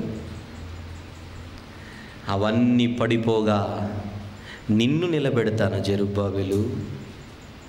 ఈ మాట విన్న జెరుబ్బాబెలు కాలరెగరేసి రాబోయే కాలంలో కాళ్ళను నా హవా అంతా నాదే అని ఈయన ఫీల్ అవ్వకూడదు. ఇక్కడ నువ్వు వెళ్ళిపోతావు, రేపు నువ్వు వెళ్ళిపోతావు. జెరుబ్బాబెలుకు అంత ప్రొఫైల్ కూడా లేదు. ఈ మాటకు అర్హత జెరుబ్బాబెలుకి లేదు. కానీ జెరుబ్బాబెలుకి ఏమర్థం కావాలి? నా వంశంలో రాబోతున్నాడు అధిపతి, నా వంశంలో రాబోతున్నాడు దేవుడు ఏర్పరచుకున్న తన ప్రియ కుమారుడు. సేవకుడిగా రాబోతున్నాడు, కుమారుడిగా రాబోతున్నాడు, ఏర్పరచుకున్న బడినవాడిగా రాబోతున్నాడు. ఆ దినమున నేను నిన్ను తీసుకొని ముద్ర ఉంగరముగా చేతును. అంటే చెప్పండి, ముద్ర ఉంగరముగా చేతున్నాడు అర్థం ఏంటి? అధికారం నీది, బబులోనిది కాదు, మాదీయ పారసీకులది కాదు, ఇంకా గ్రీకులది కాదు, రోమిలది కాదు. ముద్ర ఉంగరం నీది. ముద్ర ఉంగరముగా నేను నిన్నే చేస్తాను. నువ్వే అధికారి, నీవే అధికారం. ఇక దావీదు సింహాసనంపై నువ్వే కూర్చుంటావు. ఎంతకాలం అంటే ఎల్లకాలం, సర్వకాలం. ఎందుకంటే నేను ఆశించే నీతి నీ దగ్గర నుంచే వస్తుంది, నాకు తెలుసు. నేను ఆశించే న్యాయం నీ దగ్గర నుంచే వస్తుంది, అది నాకు తెలుసు. కీర్తనల గ్రంథంలోని 2వ కీర్తన కీర్తనల గ్రంథములోని 2వ కీర్తన 7వ వచనం నుంచి చదువుకుందాం. 7వ వచనం. కట్టడను నేను వివరించేదను, యెహోవా నాకు ఇలాగు సెలవిచ్చెను, నీవు నా కుమారుడవు, నేడు నిన్ను కని ఉన్నాను. ఎవరి గురించిది? యేసుప్రభు గురించి. నన్ను అడుగుము, జనములను నీకు స్వాస్థ్యముగాను, భూమిని దిగంతముల వరకు సొత్తుగానిచ్చేదను. ఇనుప దండముతో నీవు వారిని నలుగుగొట్టెదవు, కుండను పగులుగొట్టినట్లు వారిని ముక్క చెక్కలుగా పగులుగొట్టెదవు. కాబట్టి రాజులారా వివేకులై ఉండుడి, భూపతులారా బోధరుందుడి, భయభక్తులు కలిగి యెహోవాను సేవించుడి, గడగడ వణుకుచు సంతోషించుడి. ఆయన కోపము త్వరగా రగులుకుంటుంది. ఎందుకు? మీరు చేయవలసింది కుమారుని ముద్దు పెట్టుకోవాలి. లేని ఎడల తండ్రి కోపిస్తాడు. కుమారుని ముద్దు పెట్టుకుని ఇంటికి వెళ్ళి మీ బిడ్డను కాదు. ఈ కుమారుడు ఎవరు? ఏలైనగా మనకు శిశువు పుట్టెను, మనకు కుమారుడు అనుగ్రహించబడిన. ముద్దు పెట్టుకున్నది అంటే యూదా ముద్దు పెట్టుకున్నాడుగా అనకండి, దొంగ ముద్దు. ఇస్కరేతు యూదా పెట్టింది దొంగ ముద్దు. అక్కడ పెట్టినందుకు కోపడ్డాడు, ఇక్కడ పెట్టకపోతే కోపడతానంటున్నాడు. ఇంతకు ఇదేంటి ముద్దు? స్వీకరించండి అని అర్థం. కుమారుణ్ణి మీరు ప్రేమించాలి, కుమారుణ్ణి మీరు స్వీకరించాలి. యేసు ప్రభును స్వీకరించకపోతే, విషయం అర్థమవుతుందా? దావీదు గారు చెబుతున్న మాట అది. శరీరమును బట్టి తన వంశంలో రాబోతున్న క్రీస్తు గురించి దావీదు గారి ప్రవచనం. క్రీస్తును స్వీకరించకపోతే, ఆయన అంగీకరించకపోతే, ఆయనను రక్షకుడిగా, ఆయనను కాపరిగా, ఆయనను రాజుగా నువ్వు ఒప్పుకోకపోతే, తీసుకోకపోతే, స్వీకరించకపోతే తండ్రి కోపిస్తాడు. తండ్రి కోపిస్తాడు. అందుకే పౌలు గారు చెబుతూ తీయాల్సిన అవసరం లేదు. ఎలా రక్షింపబడతామంటే, యేసు ప్రభువని నీ నోటితో ఒప్పుకొని, దేవుడు ఆయనను మృతులలో నుండి లేపెనని నీ హృదయమందు విశ్వసించిన ఎడల నీవు రక్షింపబడతావు. హగ్గై గారి కంటే ముందు ఎందరు ప్రవక్తలైతే యేసుప్రభు గురించి ప్రవచించారో రూపకాలంకారంగా, హగ్గై గారి ద్వారా కూడా దేవుని వాక్కు ఇస్తున్న అద్భుతమైన సందేశం. జెరుబ్బాబెలు ముందు పెట్టింది కానీ జెరుబ్బాబెలు కాదు, వెనకలున్న లేదా రాబోతున్న యేసుప్రభు. హగ్గై గ్రంథపు వివరణ. ఇందులో 4 సందేశాలు, 4 నెలల కాల వ్యవధిలో దేవుడిచ్చిన అద్భుతమైన సందేశాలు. మొదటి సందేశం మన జీవితాలకు ఎంతో ఉపయోగపడుతుంది, చెప్పాను మీకు. 2వ సందేశం అది ఎంతో అద్భుతంగా ఉపయోగపడుతుంది. అసలు మొదటి సందేశంలో జరిగినటువంటి పరిణామాలు మన జీవితాల్లో రోజు చూసేవే. 2వ సందేశంలో మనం విన్నవన్నీ కూడా మన జీవితాల్లో ఎదురయ్యేవే. 3వ సందేశంలో ప్రతినిత్యం మనం అనుభవించేదే ఇది. ఇక 4వ సందేశంలో చెబుతున్నాడు, ఇలాంటివన్నీ మన జీవితాల్లో జరగకూడదంటే రాబోతున్న మెస్సియను మనం స్వీకరించాలి అన్నది ఆ రోజు సందేశం. ఈరోజు జెరుబ్బాబెలు వంశంలో, దావీదు వంశంలో వచ్చిన యేసు ప్రభుని ప్రపంచం స్వీకరించాలి. ఏ యేసు ప్రభు అయితే దేవుడు చెప్పినట్టుగా ముద్ర ఉంగరముగా ఈ లోకానికి వచ్చాడో, ఆయన చేతిలోనే సర్వాధికారం ఉంది. రాబోతున్నవాడు ఆయనే. ఆయన చేతిలో జీతం ఉంది. వాని వాని క్రియల చొప్పున వారికి ఇచ్చుటకు ఆయన వద్ద ఏముంది? జీతాన్ని తీసుకొని వస్తున్నాడు. మన జీవితానికి ఇచ్చే జీతం అది. 2 జీతాలు, 1 నిత్య జీవం, 2 నిత్య శిక్ష. ఆయన ఏది డిసైడ్ చేస్తే తండ్రి అది ఓకే అంటాడు. ఎందుకు? ముద్ర ఉంగరం ఈయన కనుక. అర్థమైందా? డాడీ ఇతనికి నేను ఇవ్వట్లేదు పరలోకం అంటే, ఓకే నాన్న, నువ్వు నీతిగా జడ్జిమెంట్ ఇస్తావు నాకు తెలుసు, నువ్వు కరెక్ట్గా జడ్జిమెంట్ ఇస్తావు నాకు తెలుసు. ఎందుకంటే నువ్వు కంటి చూపును బట్టి తీర్పు తీర్చేవాడవు కాదు, విను దానిని బట్టి విమర్శ చేయువాడివి కాదు. నీతి న్యాయములు నీ నుండి ప్రవహిస్తాయి. అందువలన నువ్వు ఎస్ అంటే ఎస్, నో అంటే నో. నీ మీద నాకు అంత నమ్మకం ఉంది. ఎవరికి నిత్య జీవం ఇస్తావో ఇచ్చేయి, నేను దానికి ఓకే అంటాను. ఫరో యోసేపుతో చెప్పినట్టుగా. అర్థమవుతుందా? నువ్వు చెప్పినట్టే జరగాలి, దానికి నేను ఓకే. ఇక్కడ యెహోవా దేవుడు యేసుప్రభు, నువ్వు చెప్పినట్టే జరగాలి, నీకంటే పైన ఎవరు ఉండరు, నేను తప్ప. యేసుప్రభు కంటే పైన ఎవరున్నారంటే తండ్రి తప్ప ఇంకా ఎవరు లేరు. నా దేవుడు, నీ తండ్రి, నా తండ్రి అంటాడు. యేసుప్రభు సింహాసనం కంటే పైన ఇంకొక సింహాసనం ఉందంటే యెహోవా దేవుడిది మాత్రమే, తండ్రిది మాత్రమే. ఆయనకు మించిన సింహాసనం ఇంకొకటి లేదు. శిక్ష విధించువాడెవడు? చనిపోయిన క్రీస్తు యేసే. రక్షించేవాడు ఆయనే, శిక్షించేవాడు కూడా ఆయనే.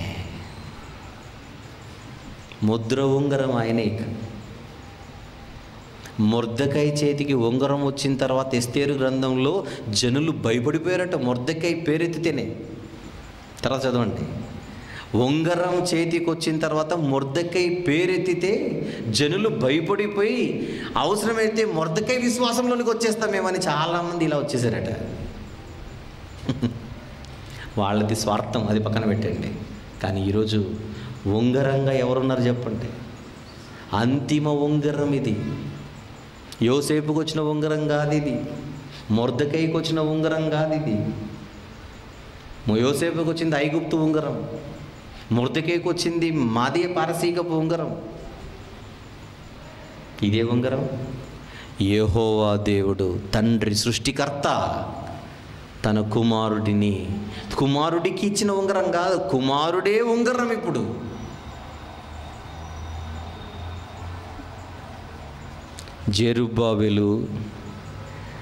జెరుబ్బాబెలును ఎదిరించుటకు నువ్వు ఏమాత్రపు దానవన్నాడు జకర్యా గ్రంథంలో. చూశారు కదా ఇందాక, చూసారా లేదా? 4వ అధ్యాయంలో ఏమని తిన్నాడు ఇక్కడ? అదొకటి తీసి చదవండి. అదొకటి అవసరం కనుక తీస్తున్నాను. జకర్యా గ్రంథం 4వ అధ్యాయము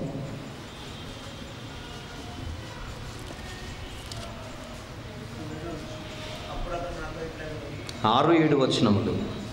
గొప్ప పర్వతం 7వ వచనంలో కింద ఉంటుంది. గొప్ప పర్వతమా, జెరుబ్బాబెలును అడ్డగించుటకు నీవేమాత్రపు దానవు. అంటే జెరుబ్బాబెలు గురించి ఇది ఎవరక్కడ? జకర్యా గారు చెబుతున్నది కూడా యేసుప్రభు గురించి. జెరుబ్బాబెలు ప్లేస్లో ఎవరిని పెట్టేస్తారు ఇప్పుడు? యేసుప్రభు. చదవండి ఇప్పుడు. గొప్ప పర్వతమా, యేసుప్రభుని అడ్డగించుటకు నువ్వేమాత్రపు దానవు. చాలామంది ఈరోజు యేసుప్రభుకు వ్యతిరేకంగా నిలబడుతున్నారు. మీ అందరికీ సందేశం అదే. ఆయనను అడ్డగించుటకు నువ్వేమాత్రపు దానవు. పెద్ద పెద్దోళ్ళు మట్టి కలిసిపోయారు బబులోను నుంచి రోమా వరకు. మాకు ఆయన అంటే పడడండి, పడకపోతే నువ్వు చేయగలిగేది ఏం లేదు అక్కడ. ఆయన ఈసారి వచ్చినప్పుడట ఏం చేస్తారు? సకల గోత్రముల వారు రొమ్ము కొట్టుకొనిద్దరు. ఈరోజు పెద్ద పెద్ద డ్రమ్ములు కొడుతున్నారు ఆయనకు వ్యతిరేకంగా. ఈరోజు డ్రమ్ము, రేపు రొమ్ము, నీ ఇష్టం మరి. హగ్గై గ్రంథం 6 భాగాలు, 6 ఆదివారాల వివరణ, 4 సందేశాల కొరకు 6 భాగాలు మనకు టైం పట్టింది. 6 భాగాలు ఒక్క మాట కూడా మిస్ అవ్వకుండా విన్నవాళ్ళు బలపడండి. వినలేదు అన్నవాళ్ళు రికార్డ్ అయి ఉన్నాయి, అవి తీసుకొని వినండి. రాబోతున్న యూదా గోత్రపు సింహం, ఆయన చల్లని చూపును కోరుకోండి. ఆయనతో పాటు తండ్రి యొద్దకు వెళ్ళడానికి సిద్ధపడండి. హగ్గై గ్రంథపు వివరణ సమాప్తం. Thank you very much.